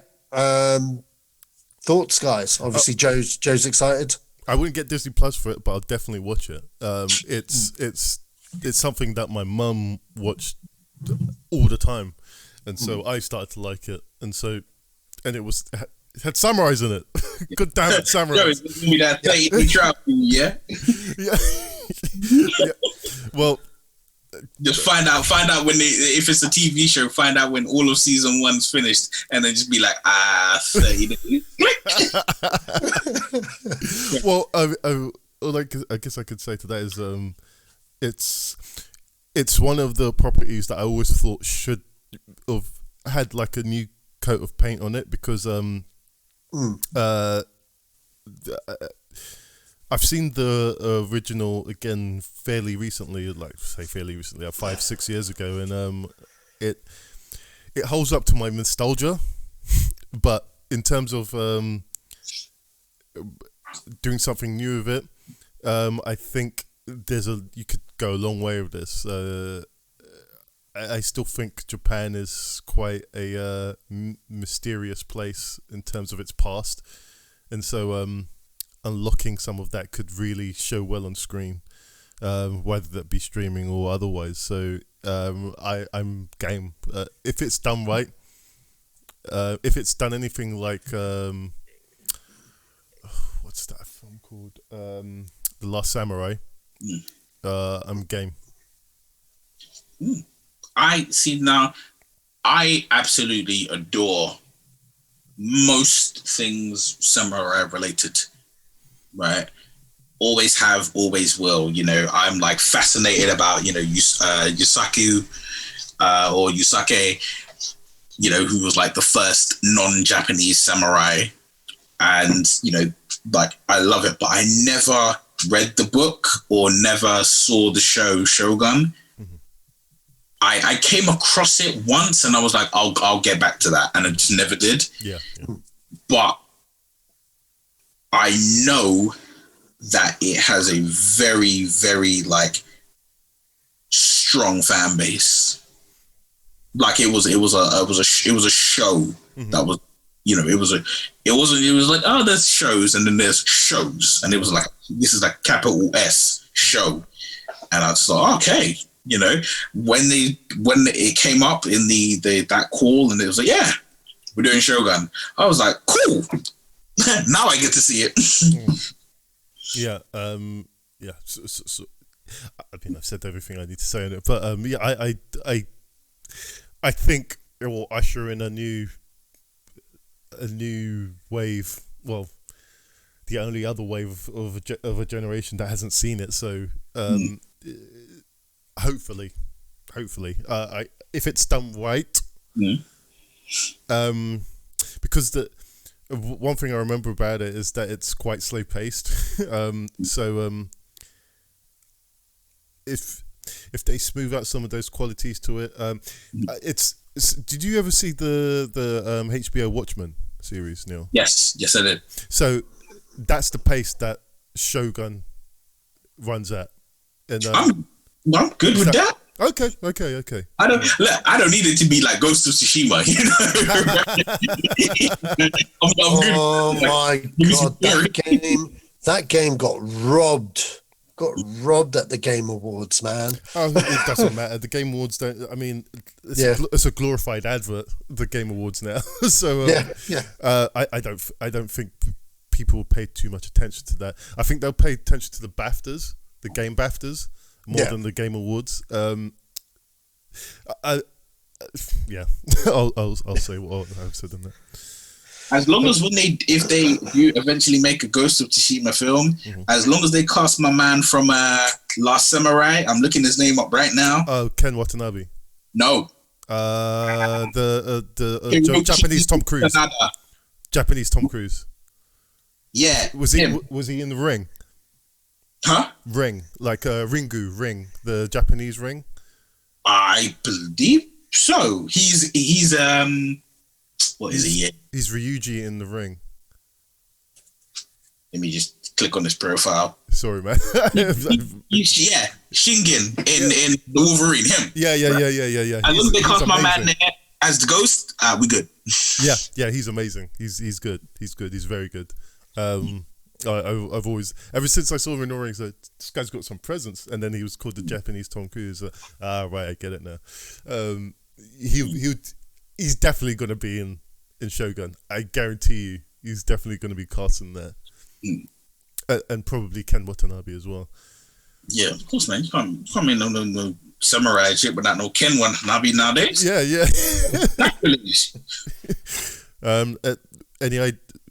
You haven't said anything about this yet, Sach? No, I said what I need to say at the start. Fair enough. Okay, so moving on from one series to another. There's an Alien television series.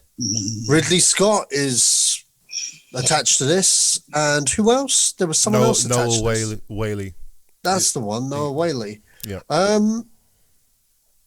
kind of feel that this could be interesting, but I kind of feel that I don't know, man. What do you guys feel? Okay, so this is where they're going to set it. They're going to set it in between what Ridley Scott's trying to do now with making his last film and connecting it to Alien. So is that exactly what's going on? That's my theory. Oh, your theory. Oh, okay. As weird as it sounds, I don't think I'm in two minds of what I believe it could be about. I think it's a good thing because you're taking, there is something to be said by taking a film franchise and giving it life on TV. Mm-hmm. Right? Sometimes it can be done exceptionally well. Sometimes it is utter dog shit. But I feel like in my personal opinion, what Ridley Scott needs is you need to give him his baby, which is Alien, but at the same time, say, but it's not connected to 9. You can do what you want. Yeah. And then let him roam. And then he will come up with something that will be probably exceptional.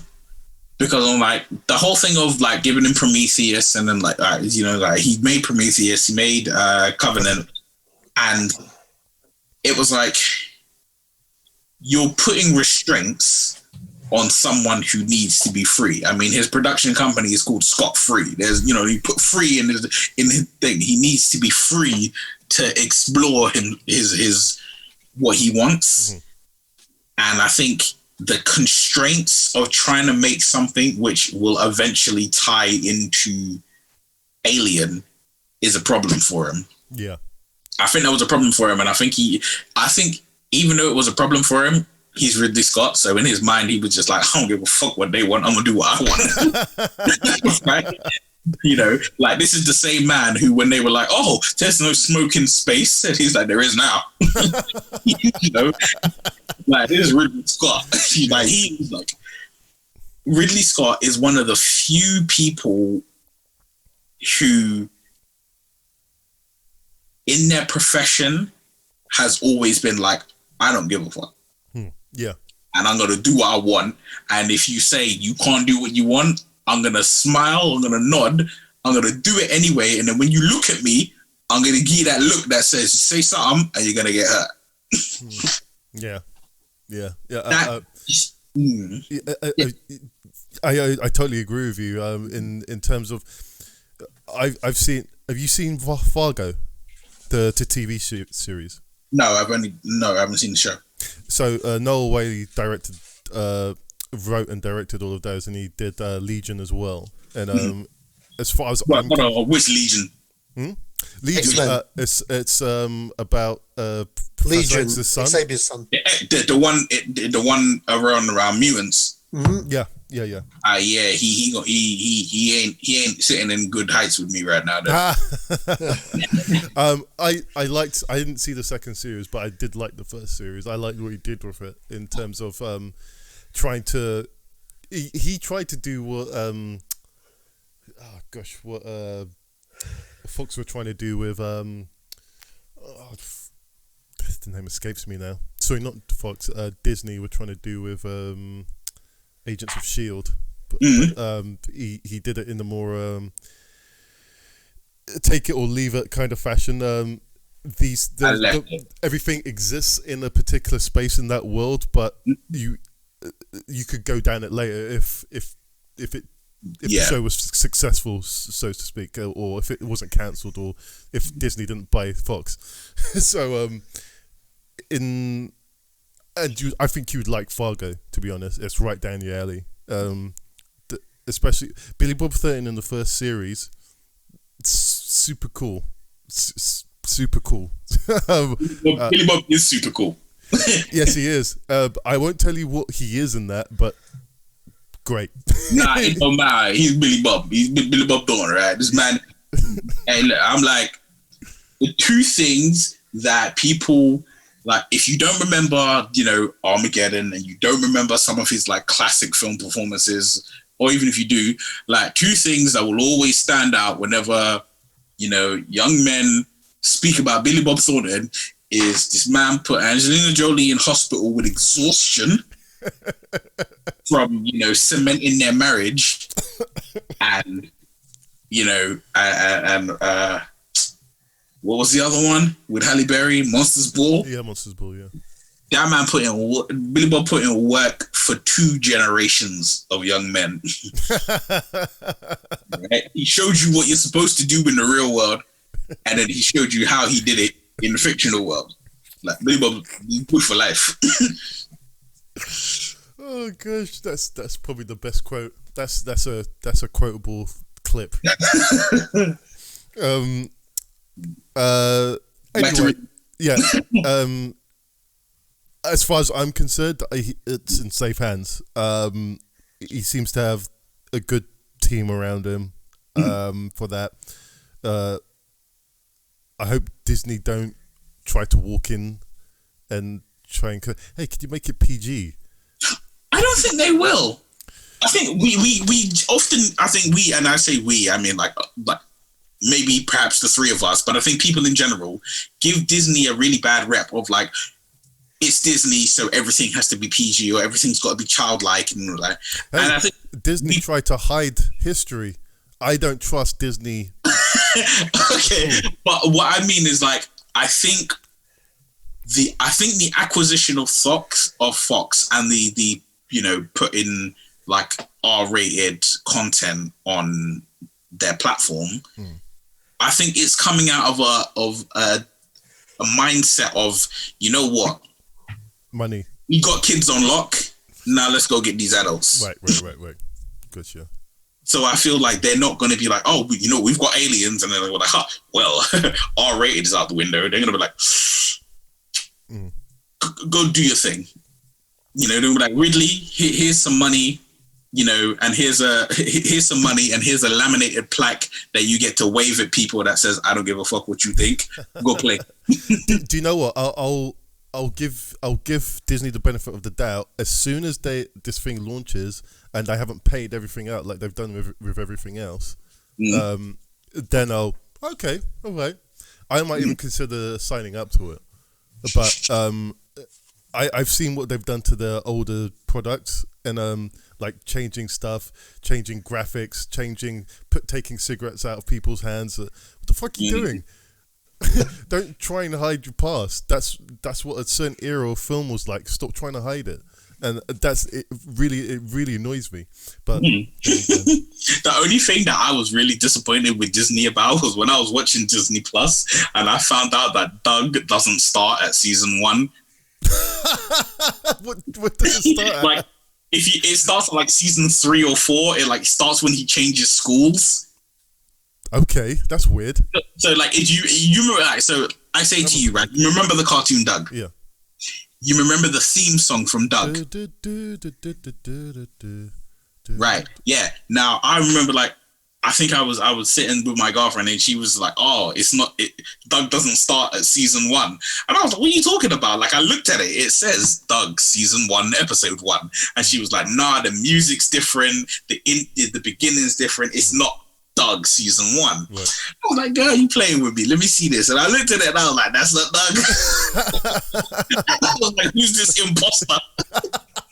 Right? It starts at like season 3 or 4, or I think it's like season 3. That's when they change the animation style, right? The animation style is different. And he goes to like he changes, like he graduates, so he goes to a higher school, and I'm like, nah, that ain't my Doug. I literally watched maybe 30 seconds of it, and then I was like, I'm out. Yeah. That's the biggest sin Disney made for me right now. Well, Yeah, yeah. Anyway, in terms of Alien, I think as long as Ridley Scott's involved, it's fine. I think he'll bend it to his will and try to get the film, because I just think he's doing this so he can make this last film he wants to make. Because what's that other show? Wolves. Raised by Wolves. Raised by Wolves. That's been a success, and that's getting a second series. And so all he has to do now is, okay, all I need to do now is Alien, and then fuck yeah, I'm making my film. And that's exactly what I think he's doing. He's just buttering them up. Say, look, I know what I'm doing. Just let me make this film, and you can do whatever you want with the franchise after that. And then he'll hand in the towel. He'll be. I reckon he'll be done with the universe after he makes that bridge to Alien. And that's my scene. Okay, so next up. Okay, so Pixar announced a Buzz Lightyear movie, and that Chris Evans will be voicing Buzz. Just for the record, this version of Buzz Lightyear is not the toy version. He's actually based on the actual person that the toy is based on. So yeah, it's literally the Adventures of Buzz Lightyear. I'm kind of a bit confused. Is it kind of like the animated series? Because there was an animation that Disney did years and years and years ago around the time of Toy Story 2. No, that's Buzz Lightyear. That's actually Buzz Lightyear. If this is what you say it is, then it's going to be. So the animation is that animated cartoon is the cartoon based on the toy. Yeah. And this is the film, which is what the toy and the cartoon are based on. Right, okay.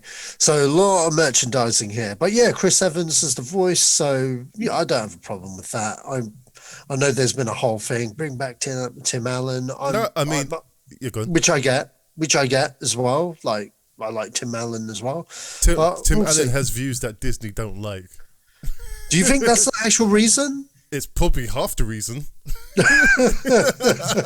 I think that it definitely has something to do with that, but also I think it's breathing new life into a character in such a way that you don't piss.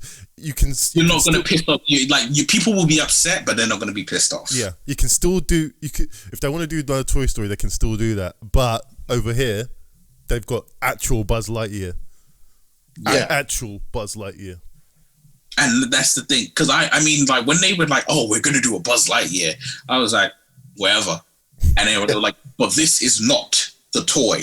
This is the man that the toy is based on." I was like, "You have my attention. Mm-hmm. Continue." And they were like, "And Chris Evans is going to be the guy." Yeah. And I'm like, I'm in. Get Captain America to do the voice. Well, who's more like, a parallel from the toy? Exactly. Buzz Lightyear, he's basically like the Buck Rogers, Flash Gordon, Captain America tied in one. Mm-hmm. Like, yeah, he's Americana. Yeah. I mean, literally, do you know what it was? You know where he stopped being Chris Evans and like permanently became Captain America was when when Betty White got like an award and he like guided her to the stage. Right. Like, I was like, yeah, you ain't Chris no more, man. You Steve. Change your name to Steve. You should get a petition for that. Your name is now Steve Rogers. Even when what's his name? He I think he shared something on one of his social medias, and it wound up that I think it was like because he'd done a screen record of his phone. Mm-hmm. So what happened was like when it went to his gallery, mm-hmm. and you can see like, I don't know, 5, 10 or whatever the pictures are. Mm-hmm. One of them was a picture of like a, male genitalia.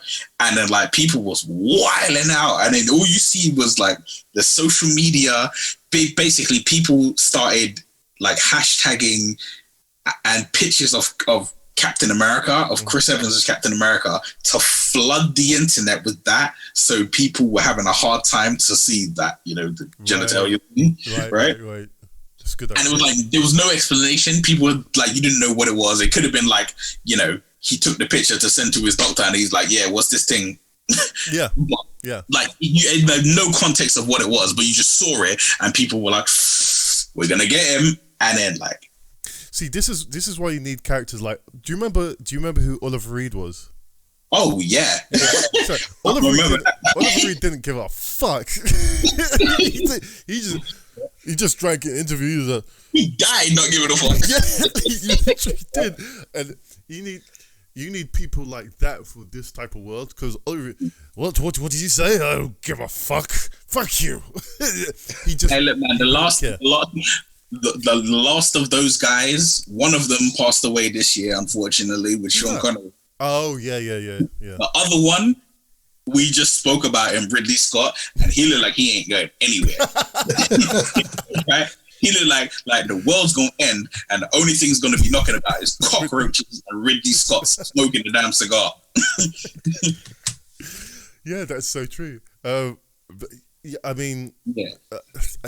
Anyway, but Chris Evans, I think, is a good choice.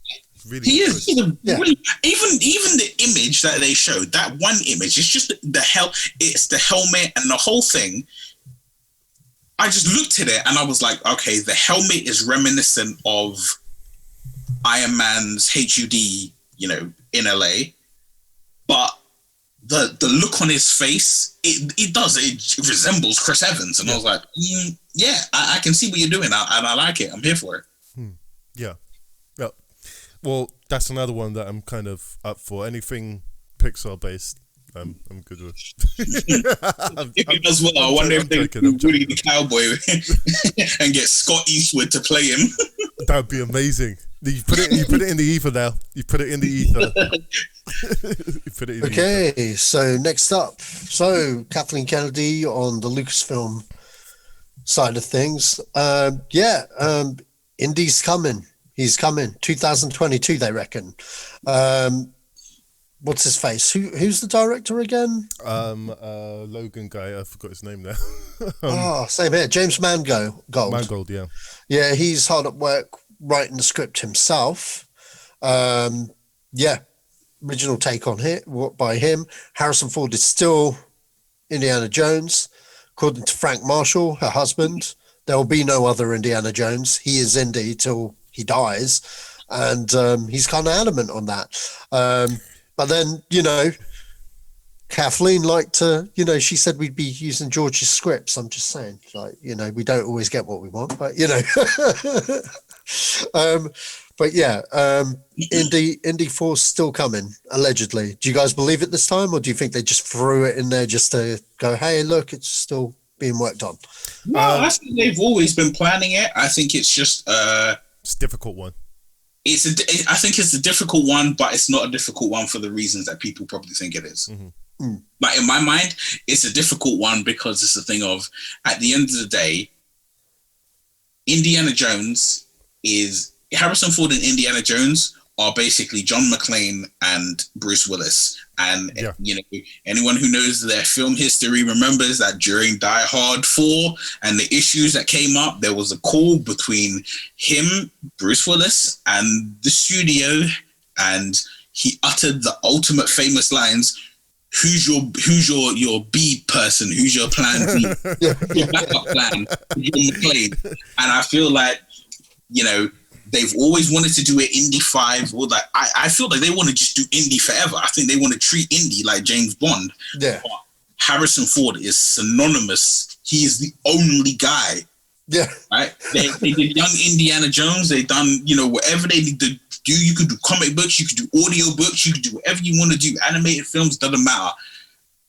There's no one in this world who knows who Indiana Jones is who's going to be like, oh, someone else. Like, no, you're going to be Harrison Ford, or it doesn't happen. I know you should get who played them in Solo. Oh, what? Alden Ehrenreich, right? Yeah, just to piss everyone off. Just get him. He's a new Indy. There you go. Here's your new Indy. Enjoy. Yes. You know what though? I think he could pull it off though. I actually think Alden Ehrenreich could pull it off. He probably could, but everyone would be upset. Yeah. That's what actors are supposed to do. Act like Harrison Ford. Yeah, but I think they could get him for. They could get him.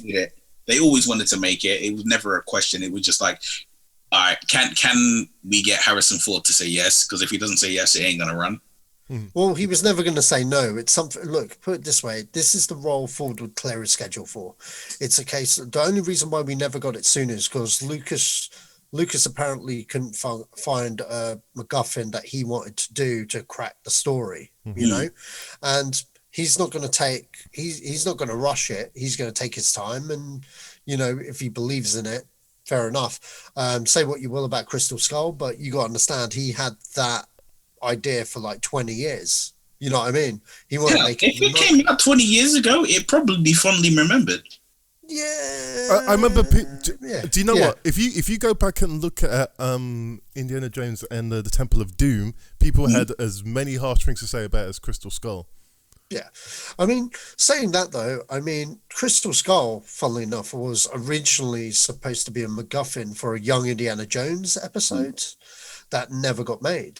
That's how it came to be. It was supposed to be for the TV show. It was supposed to be in, you know, if they got another season, they would have put it in there. But you know, it got cancelled and they never put it in there. Had that have not happened, we probably might not have even got a fourth film, to be quite honest, because George would have been like, oh well, you know, I don't have any ideas. I've kind of done it out. And then the only person that really wanted to do it was Harrison Ford, because Harrison Ford, to be honest, has been the key ringleader since the 90s going, I want to do the next one, you know, because that's his favorite role, you know what I mean? And he's kind of adamant that he doesn't want to see someone else in the role while he's alive. And yeah, we'll see how. It was part of his Star Wars contract as well. He blackmailed them. He fucking bent them over and said, "I negotiated." Yeah, he knew. No, but you know what I meant. Yeah. I know. I'm saying he says he sees it. This is not blackmail. It's a negotiation. Yeah. Well, you know what it is, right? We got to look at it like this, right? Negotiations and blackmail, they're two sides of the same coin. There's a very thin line between them, you know. It depends on the benefits that you get, whether you see it as one or the other.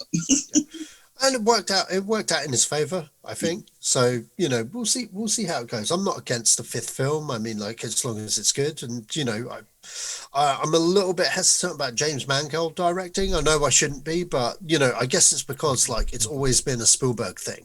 You know what I mean? Well, Spielberg's clearly not interested. So yeah, I don't think he was in. Well, he wasn't really interested in doing the fourth one. You know what I mean? Wasn't. I don't think he was. I don't think he was, and it kind of shows on the making of as well, because he just kind of caved. You know what I mean? I think it's a question of they all wanted to do something together, but at the same time, that wasn't the project really. But we'll see how this turns out. But anyway, moving on from indie. And well, before we do, can I just point out that you know, for anyone who wants a good take on what would probably be a really good idea for an indie film, just check out Creative Control. One of the episodes you will find on Indiana Jones, and you will thoroughly enjoy it. What you guys really should do is fast forward to near the end, and you'll get the best take off them all. So, well, subjective to opinion. Okay, so moving forward, more Lucasfilms, non-Star Wars stuff. Willow returns in a TV series. They start filming in February. John M. Chu from G.I. Joe Retaliation and Now You See Me and Now You See Me Too, which really should have been called Now You Don't, is the showrunner. He's the producer showrunner of the series, and he's directing the first episode. No word on whether Ron Howard is connected to it or not. I hope he is. But yeah, and Warwick Davis is the lead, as he well should, you know, rightfully should be. Thoughts on Willow? You know what? Well, he's not Willow. The baby's Willow. It should be about the baby or the adult. Yes. Is Willow the baby? Yes. Yeah, Willow's the baby. See, I can't remember it. I saw it years ago, and I haven't revisited it since. I remember it. You know what it is? Yeah. It's weird because I remember looking up Willow like I think I saw a clip of like I'd seen the film as a child, and I think it was the clip when everybody turns into pigs. Oh, right, yeah. And it made me think, oh, Willow, I haven't seen that in a long time. Let me look it up again. And finding out when I looked it up that there's like a series of books that are set when Willow is like an adult and is a very accomplished wizard and like can like really handle herself very well, like warrior wizard. Like, you know, this is like, you know. Are you sure it's the baby? Because Willow's Willow is the baby. Okay, because like it says that Warwick Davis is playing Willow. It says he's not Willow. But IMDb it says Willow Offgood. Yeah, it says that he is Willow. He's not Willow though. I've seen the film enough times to know that he's not Willow. Okay, I don't know. I'm just saying that's what confused me because like I just assumed he was Willow. No? Yeah, I mean it's weird as hell because I'm looking on IMDb as well, and it says that he is named Willow Offgood, and I'm like, but the baby's Willow. That's really weird. See, that someone's made a mistake, or I've watched that film wrong. I'm not in a place to correct you because I've only seen it the one time and I remember it, but I don't. You know what I mean? Because I thought his name was just Offgood. No, that's his surname according to this. Yeah, I know his surname, but I was just like, because even the books follows Willow, and you know. What do you mean the books? There are books. There are books. This was an original screenplay by George. No. This is what I'm saying. There are books which are sequels to this film. Oh, okay. And they follow the girl, the baby, as an adult. Right. Okay. Fair enough. Even in other things, it says, the baby's Willow. Yeah, because look, there's Shadow Moon, which is the continuation of Willow. Well, I think either IMDb's got it wrong, or I have to watch that film again. It's on Disney Plus if anyone can look it up. And it's also been remastered on Blu-ray. Yeah, I'm trying to get my hands up. Okay, so I don't know. You guys in for Willow? Yeah, I like Willow.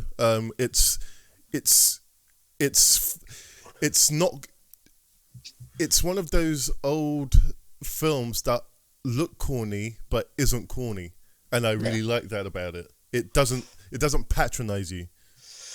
I liked it, but you know what? You know what it is. The one fantasy film back then that I will always remember. Well, two fantasy. Dark Crystal. No, not even Dark Crystal. Like Dark Crystal again. Like I remember it, etc. But I wasn't like, oh my god, Dark Crystal, blah blah blah. For me it was Conan the Barbarian. Okay. And the Tom Cruise one, Ridley Scott's Legend. That's a tough watch, but I understand. I get it. I do get it. Yeah, those are the two, those were the two ones that I vividly remember. But yeah, okay. So moving on from Willow. Sorry, just to clarify, because we've all been bouncing around it. All right. His name is Willow Offgood. However, in the film, he gets renamed. He gets a character bestows upon him a new name, Thorn Drumheller. Thorn Drumheller. That's quite a name. Why do they rename him? I do not know. Okay.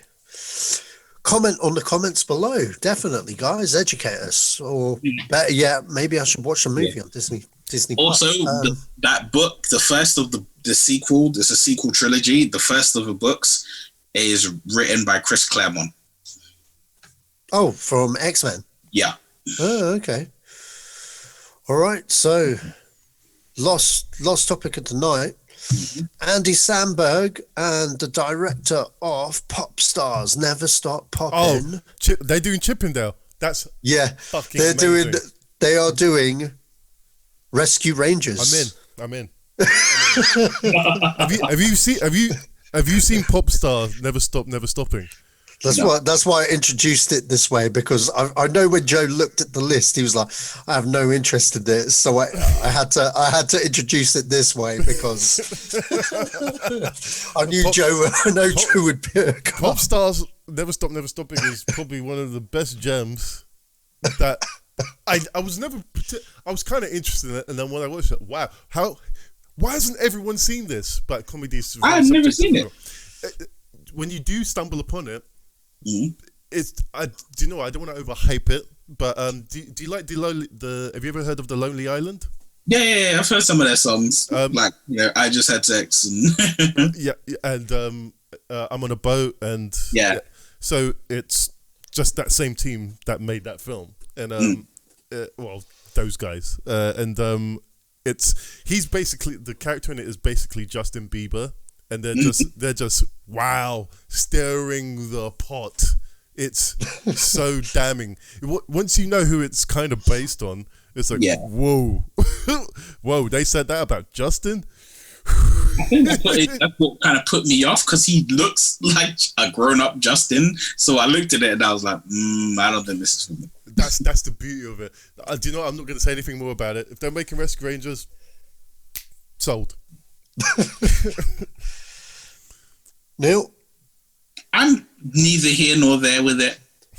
It is by the way, Joe, it is a live action CGI hybrid as well. I expected it to be. I didn't expect it to be like the old Rescue Rangers.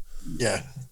So but just the fact that those guys are part of it, it's going to be offbeat, and I need to see how offbeat it is, because those guys are quite risque. So I don't know if they'll be able to do it the way they want to do it. I mean, I'm guessing if they had all the handcuffs taken off, it would be like Rick and Morty. But with the Disney restraints, it would be more like mid-tier Rick and Morty. So if it was like Rick and Morty, then I'm in. If it's anything like Rick and Morty, I'm in. Did you ever see just sidetracking here, did you ever see the Rick and Morty episode was Morty's Mind Blowers, and they had the squirrels that were talking to each other, and they were talking about Rick made this device that could he could hear everything. He could hear what animals were saying, and he comes across these squirrels that were like talking about geopolitics and taking over different countries, and they start looking at Rick. So, hey, what are you looking at? That boy, he looks at us like he can hear us. That's impossible. No one can hear us. And it's like, oh, little boy. And then they say, tell Frank we've got a 568, and he'll just start trying to attack him. Yeah.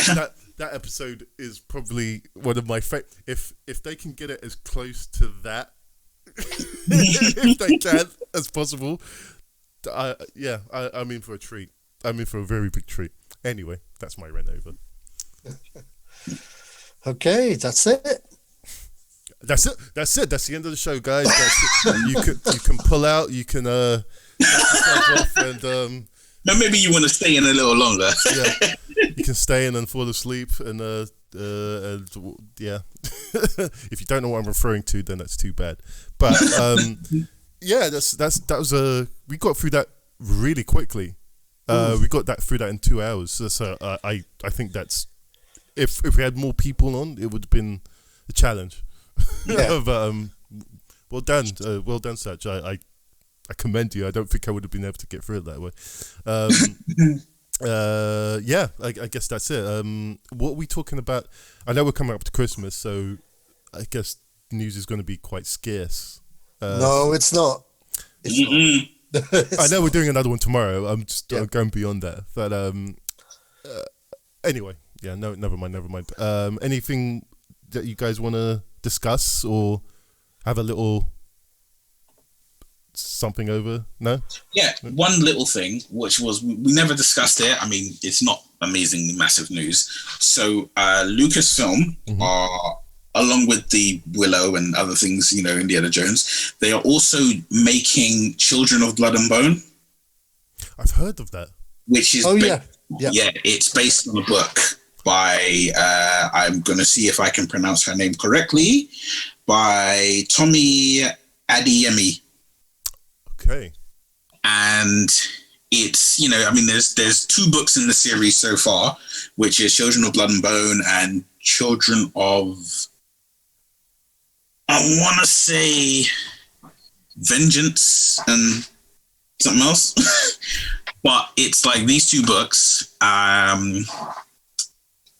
It's, again, what we were discussing earlier. Sorry, Children of Virtue and Vengeance. That's the second book. It's about basically magic in like Africa. So it's set, I believe it's set in Nigeria, and it's about like, you know, children of a magical tribe, and like magic has been stolen from them, and it's their kind of quest to get it back. Wow. Okay, that's going to be very interesting to see on screen, because nothing like that has ever been done in the Western world. No, apart from Black Panther. But yeah. But I think what interested, I was interested in the story when I first heard of it, but I bring it up because I believe it was like George Lucas was spearheading this. Like he went, he met with the writer, got her on board, and then they were like basically teaming together for this. So I mean, it's nice to know that it's still coming, even though like Lucas is like, well, I'm not in charge of that of this film no more. Yeah, I really do think Lucas regrets selling his company now, because Definitely. Because there's a lot of things he could have done himself that no one else would. And I remember when he was trying to get Red Tails done, and no studio would just no, we're not interested in that. Black people, planes, World War II, and so yes, being able to trying to sell that around the world would have been quite a task. And but I know that upset Lucas as well, trying to put that out. And so the fact that he's in the momentum of trying to get this off the ground, that's something. Yeah. I know that would be something quite personal to him, and he's got his links at Disney, so I'm pretty sure it'll be a thing. I don't know when, but well, they announced it during the Disney call. They announced it. Okay. They announced it during the Disney call. Well, there you go. Yeah, I'm looking forward to that now. That's something I look forward to, and yeah, that's what I've got to say about it. Yeah, I would say he's the only one that's really the only rich white male that spearheaded anything to do with the black community or black culture or even African culture to try and get it onto the big screen. And I really admire him for that. He's I admire him, and more so than most directors or producers that I've grown to know. Anyway, I'll stop sopping at that. Sach, anything to say? Anything to plug? Goodbye. And on that note, we have as Neil said before, we've got the Creative Control podcast that is hosted by Mr. Kenneth, and you can find it on YouTube. I don't know where he streams it, but I think every streaming it's on. I know it's on Amazon. Right, it's on Apple. It's on everything. It's everywhere. It's everywhere. It's on everything. Yeah, everything you need is. If you need it, it's on. It's there. If you don't need it, it's still on, so you can watch it anyway. Right, yeah. But it's definitely on YouTube. So if you want to see the visual representation of that, just put in Creative Control into YouTube, and you should find the logo there. Like, subscribe, share, as you guys like to say. I get a shudder down my spine when I say that. I hate promoting myself, or I can promote someone else, fine, but I can never promote myself. You can find this podcast on YouTube as well. Just put in the Zedos Game podcast. I've done a little bit of a redesign. It's got a new logo. It's got a new splash of paint. It's all new, and there's more new stuff coming as well. So stay tuned for that, or not. And yeah, that's it, guys. Thanks for joining. Thank you, Neil. Thank you, Sach. This has been the Zedos Gang podcast. No problem, man. This has been the Zedos Gang podcast, and we're out. Peace. Go on. Do it. Come on. I am the man that killed Jaime Lannister.